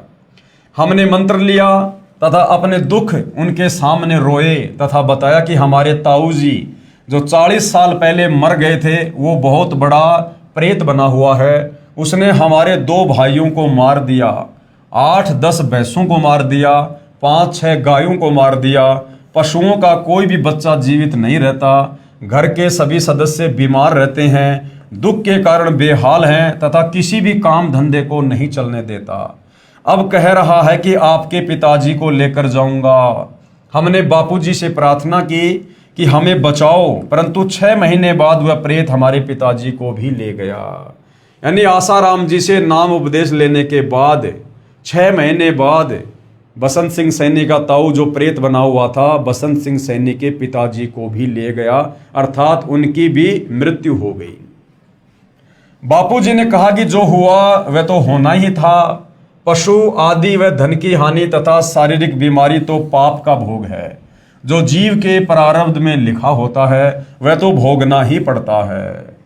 अगर कर्म में लिखा हुआ भोग भोगना ही पड़ता है तो फिर भक्ति किस लिए, फिर भक्ति करने का क्या फायदा।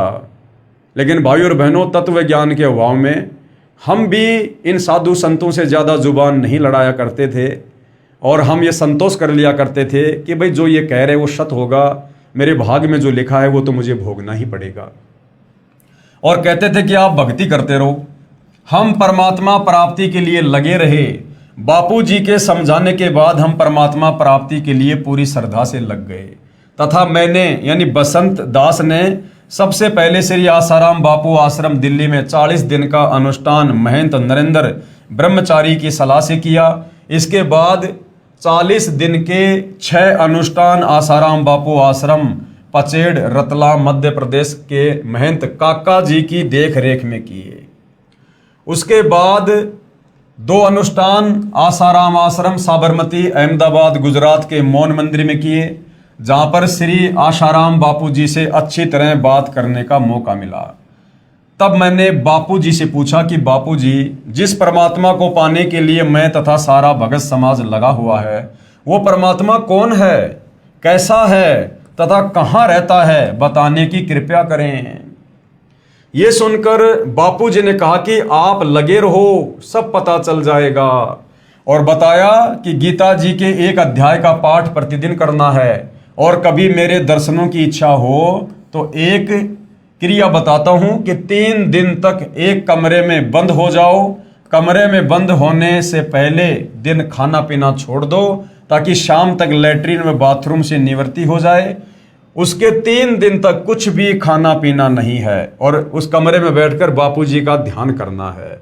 अरे भैया, दर्शन क्या, 3 दिन तक यदि आप किसी व्यक्ति के बारे में सोचोगे तो आपको रात को शौपन भी आने लगेंगे। तो ये बच्चों जैसी जो क्रिया है आसाराम जी ने बसंत सैनी जी को बताई। उसके 3 दिन तक कुछ भी नहीं खाना पीना, न बाहर निकलना है, कमरे में रहो, त्राटक करो। घर जाकर मैंने ये 3 बार किया परंतु बापूजी के दर्शन नहीं हुए। अनुष्ठान के समय जीवन मृत्यु से जूझकर बीमारी का सामना करना पड़ा परंतु फिर भी परमात्मा पाने के लिए लगा रहा क्योंकि बसंत सिंह सैनी के सामने दूसरा कोई विकल्प नजर नहीं आ रहा था। उसके बाद क्या होता भाई और बहनों, परमात्मा कैसे अपनी आत्मा पर दया करते हैं, रजा करते हैं। सितंबर 2000 में सतगुरु रामपाल जी महाराज का सत्संग काठमंडी रोहतक में सुना, जिन्होंने तत्व ज्ञान के आधार पर गीता जी को समझाया। उसके बाद गीता जी का पाठ करने से मन में आने लगा कि गीता जी में भगवान क्या कह रहे हैं और बापू जी क्या बता रहे हैं।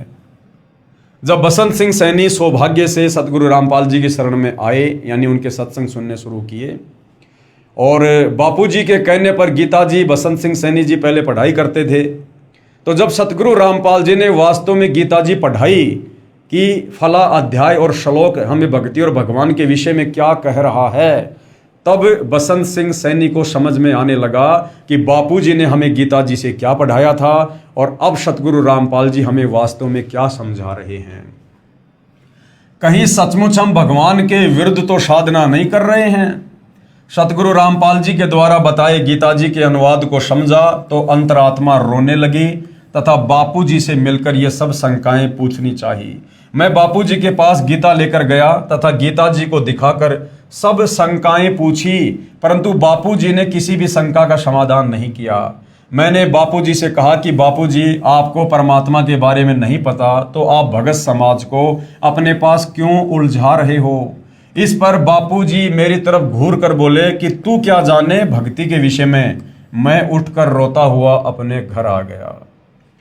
परमात्मा की प्राप्ति ना होने से तथा उलझे हुए जीवन को देखते हुए तथा हट रूपी अनुष्ठान व व्रतों के करने से शरीर काफी कमजोर हो गया और मृत्यु नजदीक दिखाई देने लगी। फिर अन्य संतों जैसे राधा स्वामी पंथ, धन धन सतगुरु श्री सतपाल जी महाराज, श्री बाल योगेश्वर जी महाराज, दिव्य ज्योति ब्रह्म कुमारी, निरंकारी मिशन, जय गुरुदेव मथुरा वाले आदि के पास भटका। अब भाई और बहनों, परमेश्वर अंतर्यामी होते हैं। सतगुरु रामपाल जी ने देखा कि अभी इस आत्मा का समय नहीं आया है कि अभी से इसको शरण में लिया जाए, क्योंकि अभी इसके मन में काल प्रेरणा से और बहुत सारी शंकाएं हैं। इसलिए बसंत सैनी ने सतगुरु रामपाल जी के सत्संग भी सुने गीता जी के ज्ञान को भी समझा, परंतु वे किसी न किसी कारणवश सतगुरु रामपाल जी पर विश्वास नहीं कर पाए। कारण ये भी हो सकता है कि सतगुरु रामपाल जी की वेशभूषा इन शास्त्र विरुद्ध जो ये साधु संत महात्मा हैं, इनकी वेशभूषा के बिल्कुल विपरीत है, सीधी सादी है, बिल्कुल सहज तरीके से वे रहते हैं और प्रवचन करते हैं।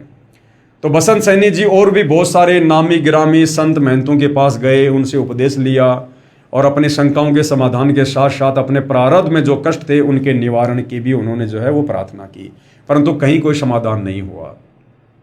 दूसरा, भाई और बहनों, सतगुरु रामपाल जी को इस बात का पता था कि अभी इस आत्मा का वो समय नहीं आया है कि इसको शरण में लिया जाए।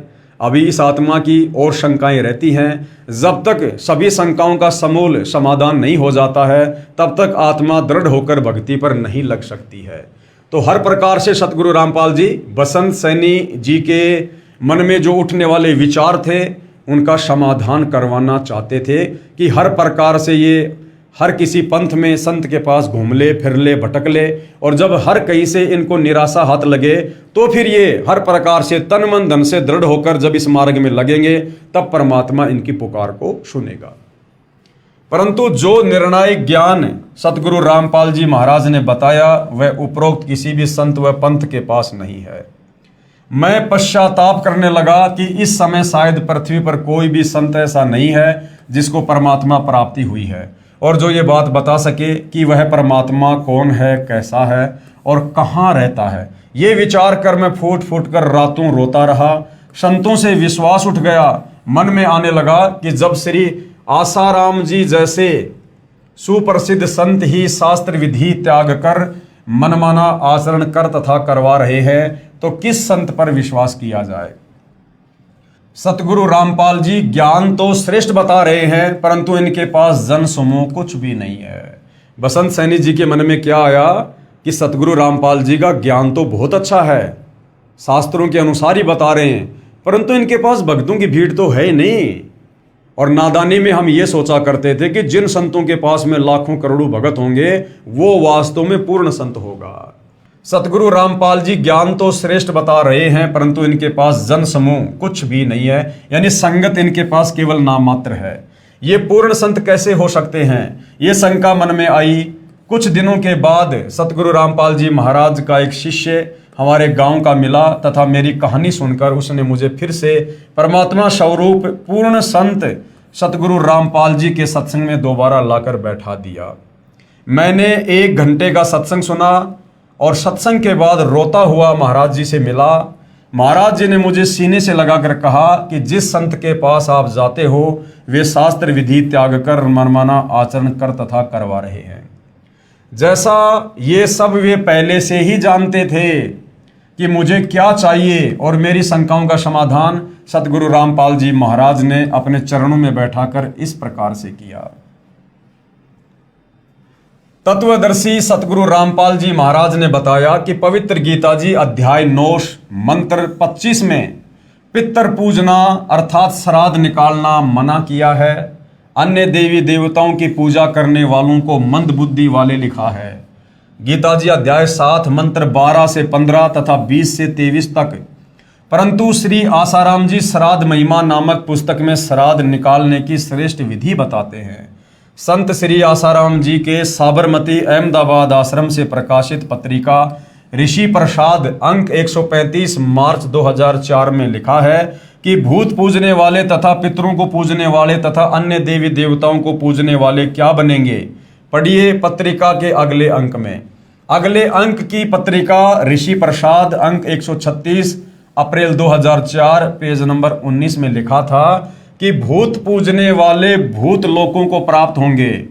यानी आसाराम जी स्वयं श्राद्ध निकलवाया करते थे और फिर गीता जी के अनुसार ज्ञान भी दिया करते थे कि भूत पूजने वाले भूत बनेंगे, पितृ पूजने वाले पितृ बनेंगे, जबकि श्राद्ध निकालने का मतलब होता है पितरों की पूजा करना। क्योंकि शास्त्र विधि अनुसार साधना ना करके हमारे पूर्वज शास्त्र विरुद्ध भक्ति करके मरने के बाद में प्रेत बने, पितृ बने, भूत बने और पीछे से हमारे ज्ञानहीन धर्म गुरुओं ने उनके श्राद्ध निकलवाने शुरू कर दिए, यानी भूत पूजा शुरू करवा दी। तो श्राद्ध निकालने वाला अपने पूर्वजों के ही पास जाएगा जिस योनि में वो पूर्वज है।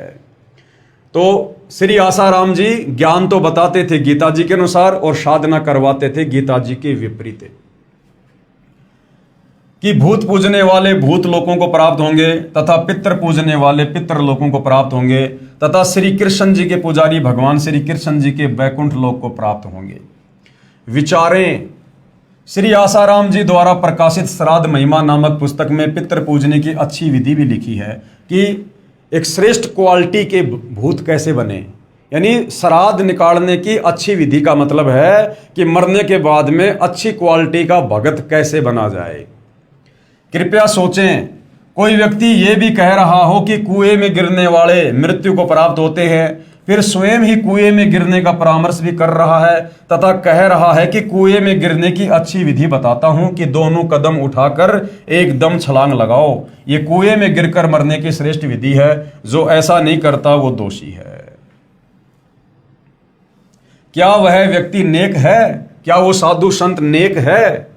ये भूमिका श्री आसाराम जी संत कर रहे हैं कि एक तरफ तो कह रहे हैं कि पितर व भूत पूजने वाले भूत व पितर बनकर भूत लोक व पितर लोक में जाएंगे जहां पर वे भूखे प्यासे रहेंगे, फिर उनको श्राद्धों द्वारा तृप्त किया जाता है।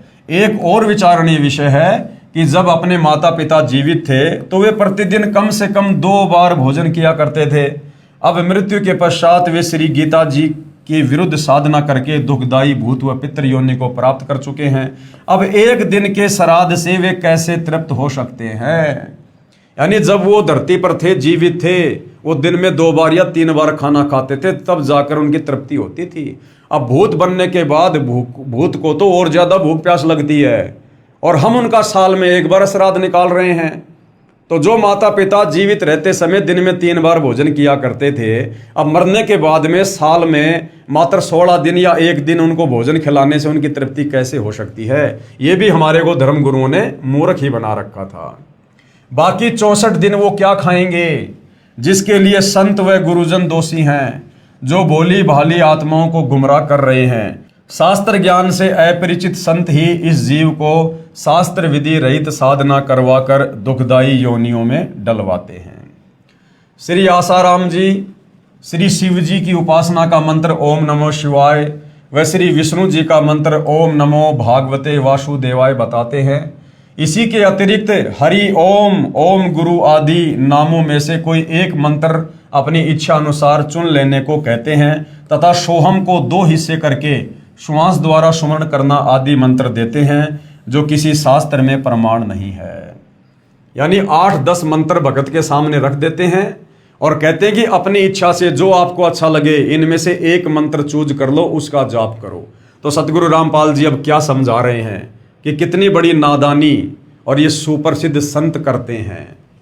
विचार करें, कोई रोगी जिसके पेट में दर्द हो किसी डॉक्टर के पास इलाज के लिए प्रार्थना करे और वो डॉक्टर उसके आगे 6 प्रकार की गोलियां डालकर कहे कि जो तुझे अच्छी लगे इनमें से एक उठा ले, क्या वह वैद्य यानी डॉक्टर हो सकता है? पवित्र गीता जी अध्याय 8 मंत्र 13 में कहा है कि ओम इति एकाक्षरम ब्रह्म व्यवहारण माम अनुस्मरण ये प्रयाति तजन देहम शयाति परमाम गतम। गीता ज्ञान देने वाला ये ब्रह्म काल, ब्रह्मा विष्णु महेश का पिता, दुर्गा का पति, गीता का ज्ञान देते समय श्री कृष्ण जी के शरीर में प्रवेश करके अर्जुन को कह रहा कि अर्जुन, मुझ ब्रह्म की साधना का, मुझ ब्रह्म के सुमरण का केवल एक ओम मंत्र है। जो इस ओम मंत्र की साधना अंतिम श्वास तक, शरीर छूटने तक करेगा, वो मेरे ब्रह्म लोक को प्राप्त होगा। अब बताइए भाई और बहनों, श्री गीता जी 4 वेदों का संक्षिप्त सार है और 4 वेदों में जो भक्ति है वो गीता जी में है। और गीता जी में केवल ये गीता का ज्ञान देने वाला ब्रह्म एक ओम मंत्र का जाप करने की सलाह देता है कि अगर मेरे लेवल की भक्ति करनी है, मुझ काल तक की भक्ति करनी है, ब्रह्म तक की भक्ति करनी है और जन्म मनन में रहना है, लक 84 में भी जाना है, तो भाई आपने केवल एक ओम मंत्र का जाप करना होगा, नथिंग एल्स। इससे नीचे ब्रह्मा विष्णु महेश, देवी देवता, भूत पूजा, श्राद्ध, इनकी कोई भक्ति नहीं करनी। और यदि तुझे पूर्ण मोक्ष वाली भक्ति करनी है, सदा सदा के लिए जन्म मरण के कष्ट से, लक 84 योनि की पीड़ाओं से, नरक से, तपस्या के कष्ट से बचना है, तो गीता ज्ञानदाता ब्रह्म गीता अध्याय 17 श्लोक 23 में कह रहा ओम तत् सत इति निर्देश ब्रह्मण त्रिविध समर्थ है। कि ये 3 मंत्रों का जाप है जो पूर्ण ब्रह्म पूर्ण परमात्मा का जाप है। और उसके लिए गीता अध्याय 4 श्लोक 34 में कह रहा कि अर्जुन वो मंत्र मेरे पास नहीं है, वो कंप्लीट भक्ति मेरे पास नहीं है पूर्ण मोक्ष वाली। उसके लिए तू किसी तत्वदर्शी संत की खोज कर, तत्वदर्शी संत को भली भांति दंडोत प्रणाम कर, कपट छोड़कर सरलता पूर्वक व्यवहार करके उससे सवाल पूछ, तब वो तत्वज्ञानी महात्मा तुझे उस पूर्ण ज्ञान का उपदेश करेंगे। तो भाइयों और बहनों, गीता ज्ञानदाता पवित्र गीता जी अध्याय 8 श्लोक 13 में कह रहा कि भाई मेरा तो केवल एक ओम मंत्र का जाप है, जबकि आसाराम जी अपने भक्तों के आगे 6 मंत्र रख रहे हैं कि इनमें से कोई भी एक मंत्र ले लो और इसका जाप करो। इसका शब्दार्थ है कि गीता बोलने वाला ब्रह्म अर्थात काल कह रहा है कि माम ब्रह्म यानी मुझ ब्रह्म का तो इति मानी यह एक ओम एकाक्षरम यानी ओम एक अक्षर है, व्याहरण यानी उच्चारण करके, अनुस्मरण यानी सुमरण करने का, ये यानी जो साधक, तजन देहम यानी शरीर त्यागने तक अर्थात अंतिम श्वास तक, परियाति यानी सुमरण साधना करता है, स यानी वह साधक ही मेरे वाली, परमाम गतम यानी परम गति को याति यानी प्राप्त होता है। और इसकी काल की ब्रह्म की जो परम गति है ओम नाम की साधना से, वो क्या है? गीता अध्याय 8 श्लोक नंबर 16 में कहता है कि वो साधक ब्रह्मलोक में आ जाएगा, मेरे पास महास्वर्ग में आ जाएगा। लेकिन यहां पर अपना कर्म भोग के फिर वापस उसे लक 84 में नरक में और जन्म और मरण के कष्ट में जाना ही पड़ेगा। भावार्थ है कि श्री कृष्ण जी के शरीर में प्रेतवत प्रवेश करके ब्रह्म अर्थात 1000 भुजा वाला ज्योति निरंजन काल कह रहा है कि मुझ ब्रह्म की साधना केवल एक ओम नाम से मृत्यु पर्यंत करने वाले साधक को मुझसे मिलने वाला लाभ प्राप्त होता है। अन्य कोई भी मंत्र मेरी भक्ति का नहीं है तथा अपनी गति को भी गीता अध्याय 7 मंत्र 18 में अनुत्तमाम अर्थात अति घटिया बताया है। गीता जी अध्याय 7 श्लोक नंबर 18 में ओम नाम की साधना को भी ये काल कह रहा है कि ये घटिया है, यानी पूर्ण मोक्ष मेरे ओम नाम की भक्ति से भी नहीं है। इसी का प्रमाण गीता जी अध्याय 9 मंत्र 20 से 25 में कहा है कि जो तीनों वेदों ऋग्वेद, यजुर्वेद तथा सामवेद में वर्णित विधि द्वारा मेरी साधना करते हैं तथा अन्य देवताओं की पूजा करते हैं, उनकी जन्म मृत्यु तथा स्वर्ग नरक बना रहता है तथा पितृ पूजने वाले यानी श्राद्ध करने वाले पितृ बनकर पितरों को प्राप्त होते हैं। भूत पूजने वाले 13वीं 17वीं वर्षीय अस्थियां उठाकर गंगा आदि में क्रिया करवाकर प्रवाह करवाना, पिंड भरवाना आदि भूत पूजा है। तो भाई और बहनों, देख लो तत्व ज्ञान के अभाव में सदियों से आप और हमारे ये तत्व ज्ञानहीन नादान धर्मगुरु आप और हमारे से भूत पूजा ही करवा रहे थे और हमारे पूर्वजों से शास्त्र विरुद्ध साधना करवाकर उनको भूत योनियों में डलवा दिया और पीछे से उन पूर्वजों के श्राद्ध निकलवा कर हमसे भी जो है भूत पूजा पितृ पूजा करवाई जा रही थी। भूत बनकर भूत लोक में चले जाएंगे, फिर पृथ्वी पर भी भटकते रहेंगे। ये पूजा अविधि पूर्वक यानी शास्त्रों के विरुद्ध अज्ञान पूर्वक मनमाना आचरण है। मनमाना आचरण यानी गीता जी में इस प्रकार की पूजा का, चारों वेदों में इस प्रकार की पूजा का, श्राद्ध निकालना, भूत पूजना, 13वीं 17वीं समाधि पूजना, मंदिर मस्जिद चर्च गुरुद्वारे में जाना, कावड़ लेके आना, पैदल यात्रा करना, इस प्रकार की पूजा का कहीं कोई विधान नहीं है। सीधा सीधा ये काल कह रहा कि मेरी तो एक ओम नाम की साधना है, उसको अंतिम श्वास तक जो जाप करता है वो मेरे ब्रह्मलोक में आता है और ब्रह्मलोक में ओम नाम की साधना का फल भोग कर फिर वापस वो गधा कुत्ता सुअर भी बनता है।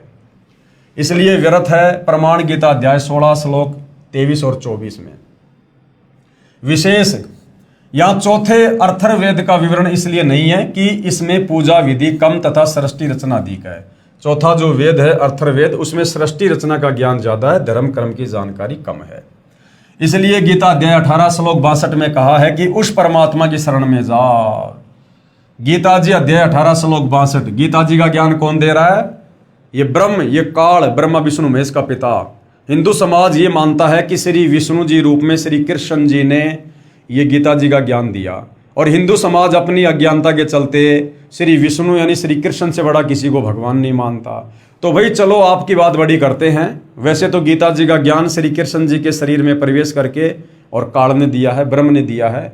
यदि आप श्री कृष्ण जी मान रहे हो, श्री विष्णु जी मान रहे हो, तो भाई आपके श्री विष्णु जी अर्थात श्री कृष्ण जी तो हाथ खड़े कर रहे हैं भक्ति को लेकर, भगवान को लेकर कि भैया मेरे बस की बात नहीं है तुम्हारा जन्म मरण का रोग काटना, तुम्हें गधा कुत्ता सुअर बनने से बचाना, नरक में जाने से तुम्हें बचाना, मेरे बस की बात नहीं है। उसके लिए खुद गीता का ज्ञान देने वाला विष्णु श्री कृष्ण ये खुद अन्य किसी और परमात्मा की शरण में जाने को अर्जुन को सलाह दे रहा है।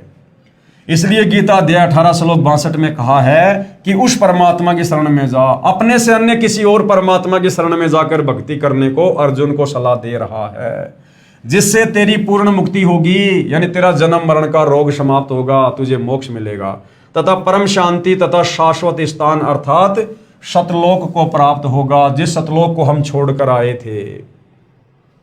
तथा गीता अध्याय 15 श्लोक 4 में कहा है कि तत्वदर्शी संत मिलने पर उसके बताए अनुसार शास्त्र विधि अनुसार साधना करनी चाहिए। गीता अध्याय 4 श्लोक 34 में अर्जुन को गीता ज्ञान देने वाला सलाह दे रहा है कि भैया मेरे पास में भक्ति का कंप्लीट कोर्स नहीं है, ना मुझे ज्ञान है पूरी सृष्टि का, ना पूरे अध्यात्म का। इसके लिए तो किसी तत्वदर्शी संत की खोज कर ले, और जब तुझे वो तत्वदर्शी संत मिल जाए उसके बाद गीता अध्याय 15 श्लोक नंबर 4 में क्या कहा है कि उसके बाद यानी तत्वदर्शी संत मिलने पर उसके बताए अनुसार शास्त्र विधि अनुसार साधना करनी चाहिए, फिर उस परम पद परमेश्वर की खोज करनी चाहिए, जहां जाने के पश्चात यानी सतलोक जाने के पश्चात साधक यानी भगत का कभी जन्म मृत्यु नहीं होता, यानी वापस इस 21 ब्रह्मांड में वो नहीं आता और यहाँ गधा कुत्ता सुअर नहीं बनता, अर्थात अनादि मोक्ष प्राप्त हो जाता है, सदा सदा के लिए वो मुक्त हो जाता है। गीता बोलने वाला काल अर्थात क्षर पुरुष ब्रह्म कह रहा है कि मैं भी उसी आदि पुरुष परमेश्वर की शरण में हूं, क्योंकि भाई और बहनों सतलोक से आने के बाद आप और हम सभी आत्माओं को तो भूल पड़ गई। आप और हमारे तो बहुत सारे जन्म और मृत्यु हो चुके हैं, हमारी याददाश्त इस काल ने डिलीट करवा दी है जीव संज्ञा में लाकर, परंतु ये जो दुर्गा और काल है इन दोनों की याददाश्त बरकरार है। इसलिए गीता का ज्ञान देते समय ये गीता ज्ञान देता काल ब्रह्म क्या कह रहा है कि अर्जुन मैं भी उसी परमात्मा की शरण में हूं और तू भी उसी की शरण में जा, और उसकी शरण प्राप्त करने के लिए किसी तत्वदर्शी संत की खोज कर। तो भाई और बहनों आज वह तत्वदर्शी संत इस धरती पर सतगुरु रामपाल जी हैं। ये आप और हमारा परम सौभाग्य है। जब ऐसे ऐसे कष्ट भोग रही और आत्माओं के कष्टों को सतगुरु रामपाल जी ने मात्र उपदेश देकर शत भक्ति दान देकर उस कर्म के दंड को समाप्त कर दिया, तो ये परमेश्वर क्या नहीं कर सकते। प्रारब्ध में लिखे कर्मों को ये ब्रह्मा विष्णु महेश दुर्गा, कोई देवी देवता, कोई जंतर मंत्र तंत्र या खुद ये काल ब्रह्म भी नहीं काट सकता है। केवल तत्वदर्शी संत ही प्रारब्ध के कर्मों को समाप्त कर सकता है, कर्म दंड को समाप्त कर सकता है, तीन ताप के कष्ट को समाप्त कर सकता है, क्योंकि तत्वदर्शी संत की भूमिका खुद कबीर परमात्मा ही निभाते हैं और परमात्मा सब कुछ करने में सक्षम है। सतगुरु रामपाल जी महाराज ने बताया कि अन्य सभी संत कहते हैं कि पाप का भोग तो प्रारब्ध में लिखा होने के कारण जीव को भोगना ही पड़ेगा, भक्ति करते रहना चाहिए, आने वाला दूसरा जीवन सुखमय हो जाएगा। तो उसके लिए सतगुरु रामपाल जी क्या उदाहरण दे रहे हैं, कृपया विचार करें। किसी के पैर में कांटा लगा हो जिस कारण से उसे बहुत पीड़ा हो रही हो, यानी किसी के भाग्य में प्रारब्ध के कारण दुख है, पीड़ाएं है, और उस कांटे के कष्ट के निवारण के लिए किसी से प्रार्थना करें और उस दुख निवारण के लिए हम किसी साधु संत महात्मा के पास जाएं, तो उत्तर मिले कि कांटा तो लगा रहने दे, जूता पहन ले, भविष्य में कांटा नहीं लगेगा। और जवाब वो संत क्या देते हैं कि भैया तेरे पिछले दुख तो समाप्त होंगे नहीं, तेरे भाग्य में लिखे हैं, तो आगे से भक्ति शुरू कर दे, तुझे आगे दुख नहीं होगा। अरे भैया जब पहले से पैर में कांटा लगा हुआ है, जब तक वो कांटा नहीं निकलेगा जूता कैसे पहनूंगा। तो जब तक मैं वर्तमान में दुखी हूं, परेशान हूं मेरे प्रारब्ध के कारण है, और जब तक मेरे वो प्रारब्ध वाले कष्ट समाप्त नहीं होंगे, मैं सुखी नहीं होऊंगा, भाई मैं भक्ति कैसे कर पाऊंगा। पहले तो मेरे पैर का कांटा निकले और फिर इस डर से मैं जूता पहनूं कि आगे कहीं कांटा ना चुभ जाए। तो पहले तो भाई मेरे पिछले जो पाप कर्म है जिस कारण मेरे ऊपर कष्ट हैं वो मेरे कष्ट समाप्त हों, फिर मैं उस राम नाम के जूते को पहनूंगा, यानी संत से भक्ति लूंगा, ताकि आगे यदि मैंने गलती कर दी तो फिर से वही कष्ट जीवन में दोबारा शुरू ना हो जाए। तो क्या कह रहे हैं गुरुदेव, किसी के पैर में कांटा लगा हो जिस कारण से उसे बहुत पीड़ा हो रही हो, उस कांटे के कष्ट के निवारण के लिए किसी से प्रार्थना करे, तो उत्तर मिले कि कांटा तो लगा रहने दे, जूता पहन ले, भविष्य में कांटा नहीं लगेगा। क्या वह व्यक्ति ठीक सलाह दे सकता है? क्योंकि कांटा लगे पैर में जूता पहना ही नहीं जा सकता। जो व्यक्ति पहले से अपने पाप कर्मों के कारण दुखी है वो आगे भक्ति कैसे कर सकता है? पहले तो संत अपने आशीर्वाद से उसके पाप कर्मों को हल्का करे और फिर आगे उसको विधि ऐसी बता दे जिससे पाप ना हो, और धीरे धीरे वो सुखी हो जाएगा, फिर वो भक्ति करेगा। क्योंकि कांटा लगे पैर में जूता पहना ही नहीं जा सकता। पहले कांटा निकले फिर इस डर से जूता पहनेगा कि कहीं दोबारा कांटा न लग जाए। ठीक इसी प्रकार पूर्ण परमात्मा के पूर्ण संत की शरण में आने से, जो संत रूप में खुद परमात्मा ही होते हैं, उस पाप रूपी कांटे का कष्ट समाप्त होता है। फिर साधक यानी भगत पूर्ण प्रभु की शास्त्र विधि अनुसार साधना रूपी जूता इस डर से पहनेगा कि कहीं फिर से कोई पाप रूपी कांटा कष्टदायक ना हो जाए। सभी संतों ने पवित्र गीता जी के अनुवाद में अर्थों का अनर्थ किया है। गीता अध्याय 7 मंत्र 18 व 24 में अनुत्तमाम का अर्थ अति उत्तम किया है तथा अध्याय 18 मंत्र 66 में व्रज का अर्थ आना किया है, जबकि अनुत्तम का अर्थ अति घटिया होता है तथा व्रज का अर्थ जाना होता है।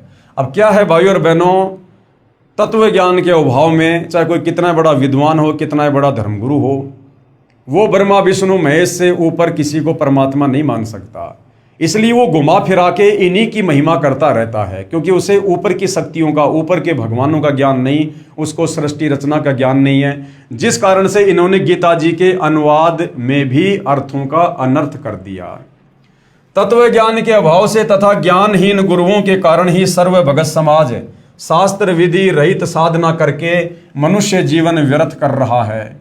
पवित्र गीता जी अध्याय 16 मंत्र 23-24 क्या कहता है कि शास्त्र विधि को त्याग कर जो मनमानी भक्ति करता है, मनमाने मंत्रों का जाप करता है, मनमानी पूजा पाठ करता है, उसको ना कभी कोई सुख हो सकता, ना उसको भक्ति से सिद्धि मिल सकती, और ना मरने के बाद उसकी गति हो सकती।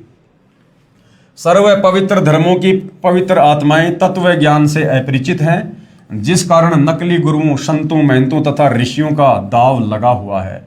जिस समय पवित्र भगत समाज आध्यात्मिक तत्व ज्ञान से परिचित हो जाएगा, उस समय इन नकली संतों, गुरुओं व आचार्यों को छुपने का स्थान नहीं मिलेगा। और वो समय भाई और बहनों अब धीरे धीरे आ चुका है।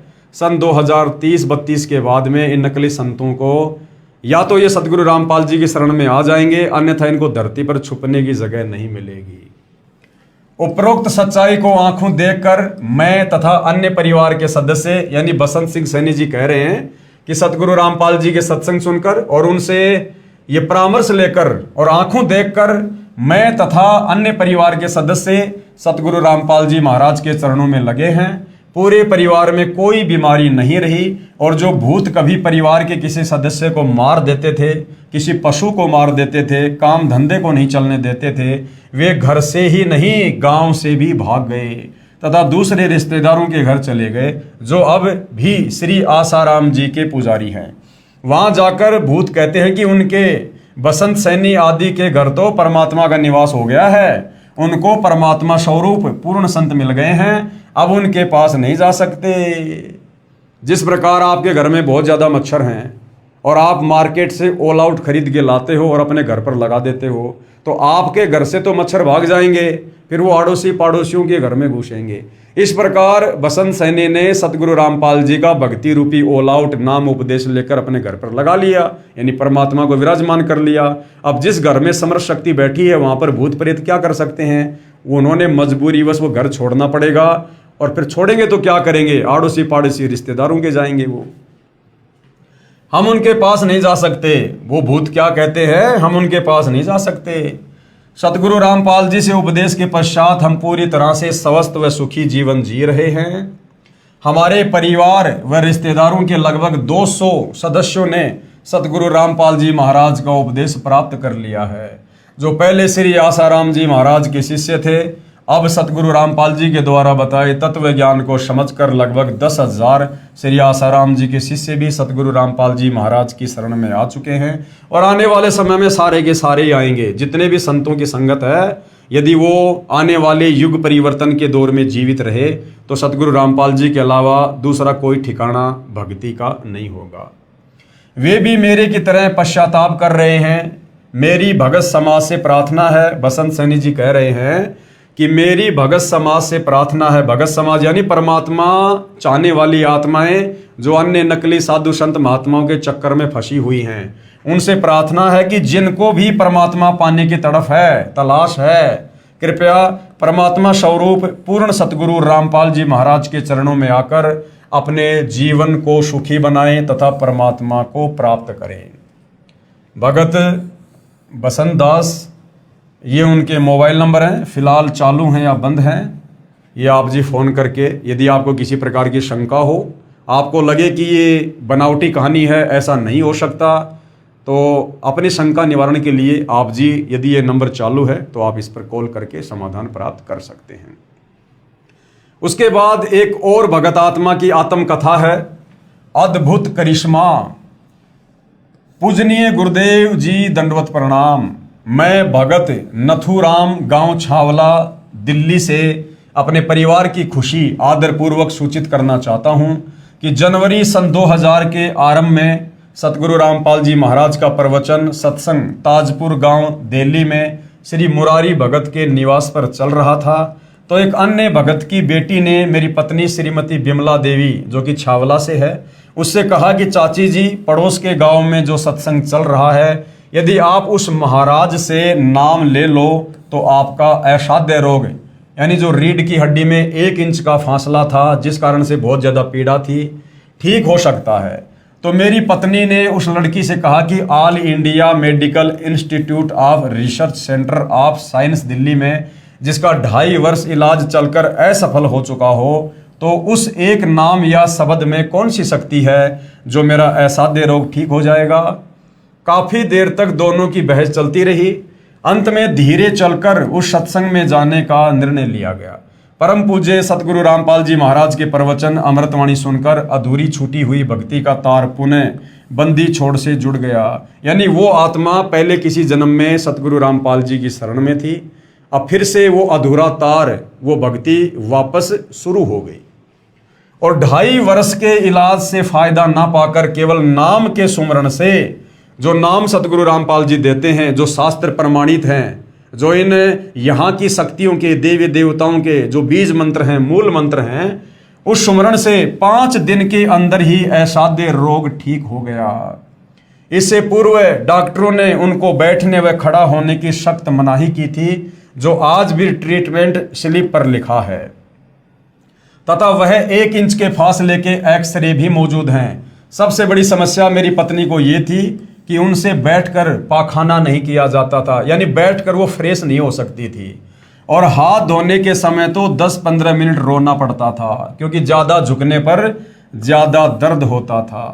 अब वह परम पूजनीय सतगुरु रामपाल जी महाराज जी के आशीर्वाद से 50 किलो के गट्ठर वजन अपने आप उठा सकती है और पूर्ण स्वस्थ है। मेरी सर्व पाठकों से प्रार्थना है कि परमेश्वर तुल्य, यानी साक्षात परमेश्वर ही सतगुरु रामपाल जी महाराज, जो कबीर देव, कबीर परमेश्वर जी के पूर्ण कृपया पात्र है, यानी स्वयं ही परमात्मा धरती पर संत रूप में प्रकट हैं, उनसे शीघ्रातिशीघ्र मुफ्त में नाम प्राप्त करके सपरिवार कल्याण करवाएं तथा पूर्ण मोक्ष तथा सतलोक की प्राप्ति करें। तो भाइयों और बहनों, ये कथाएं सत्य हैं। ये उन भगत आत्माओं की आत्म कथा है। ये उनके दिल की गहराई से, उनके मुख से निकले शब्द हैं, जो सतगुरु रामपाल जी से उपदेश प्राप्त करके, लाभ प्राप्त करके, और जो उन्होंने अपने अनुभव आप जियों के सामने व्यक्त किए हैं। और ये आपको इसलिए सुनाए जाते हैं कि आप लोगों को विश्वास हो कि वास्तव में जो परमात्मा कर सकता है वो विज्ञान नहीं कर सकती। जो परमात्मा कर सकता है वो इस 21 ब्रह्मांड की सुप्रीम पावर, यानी ब्रह्मा विष्णु महेश से ऊपर दुर्गा और काल यानी ब्रह्म भी नहीं कर सकते। हमारे प्रारब्ध के उन कर्मों को, जिनके चलते हमारे ऊपर कष्ट आते हैं, आपत्तियां आती हैं, भूत प्रेत से बाधित होते हैं, तीनों ताप के कष्टों से बाधित होते हैं, उनको केवल परम संत ही काट सकता है। दूसरा कोई विकल्प, कोई ऑप्शन नहीं होता है। तो भाई और बहन, समझदार व्यक्ति तो इन कथाओं को सुनकर, सृष्टि रचना को सुनकर, सतगुरु रामपाल जी के शास्त्र अनुकूल सत्संग सुनकर अति शीघ्र उनकी शरण ग्रहण कर लेते हैं। और बाकी भाई आना तो देखो आज ना कल, इन्हीं की शरण में आना पड़ेगा, दूसरा कोई विकल्प नहीं है। आने वाले समय में ये तुम्हारी विज्ञान भी फेल होने वाली है, ये तुम्हारे डॉक्टर भी फेल होने वाले हैं, इनका ट्रीटमेंट भी फेल होने वाला है, क्योंकि डॉक्टर केवल शरीर के रोगों का इलाज कर सकता है, परंतु वर्तमान में जो शरीर पर रोग लग रहे हैं, जो असाध्य बीमारियां लोगों को हो रही हैं, ये उनके कर्मों के चलते हो रही हैं, उनके प्रारब्ध के कर्मों के कारण हैं। तो प्रारब्ध के कर्मों के चलते शरीर पर जो कष्ट आ रहे हैं उसको डॉक्टर नहीं बल्कि आध्यात्मिक डॉक्टर यानी पूर्ण संत ही काट सकता है, अपनी भक्ति से, अपने आशीर्वाद से। दूसरा कोई तरीका नहीं है।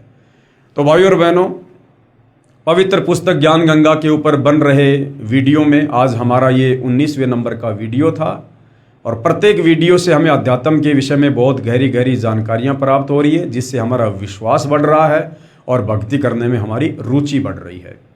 इसी प्रकार हम आगे बढ़ते रहेंगे, परमेश्वर की महिमा करते रहेंगे। आप भाई बहनों को जो भक्ति और भगवान से कोसों दूर बैठे हैं, आप तक ये संदेशा पहुंचाते रहेंगे। तो आज के वीडियो में केवल इतना ही। कल परमेश्वर के आशीर्वाद से आपकी सेवा में फिर हाजिर होंगे। तब तक पूज्य गुरुदेव भगवान हम सबको आशीर्वाद दे, आज्ञा दे, सद्बुद्धि दे, हमारा मार्गदर्शन करें। बंदी छोड़ सतगुरु रामपाल जी परमेश्वर जी की जय हो।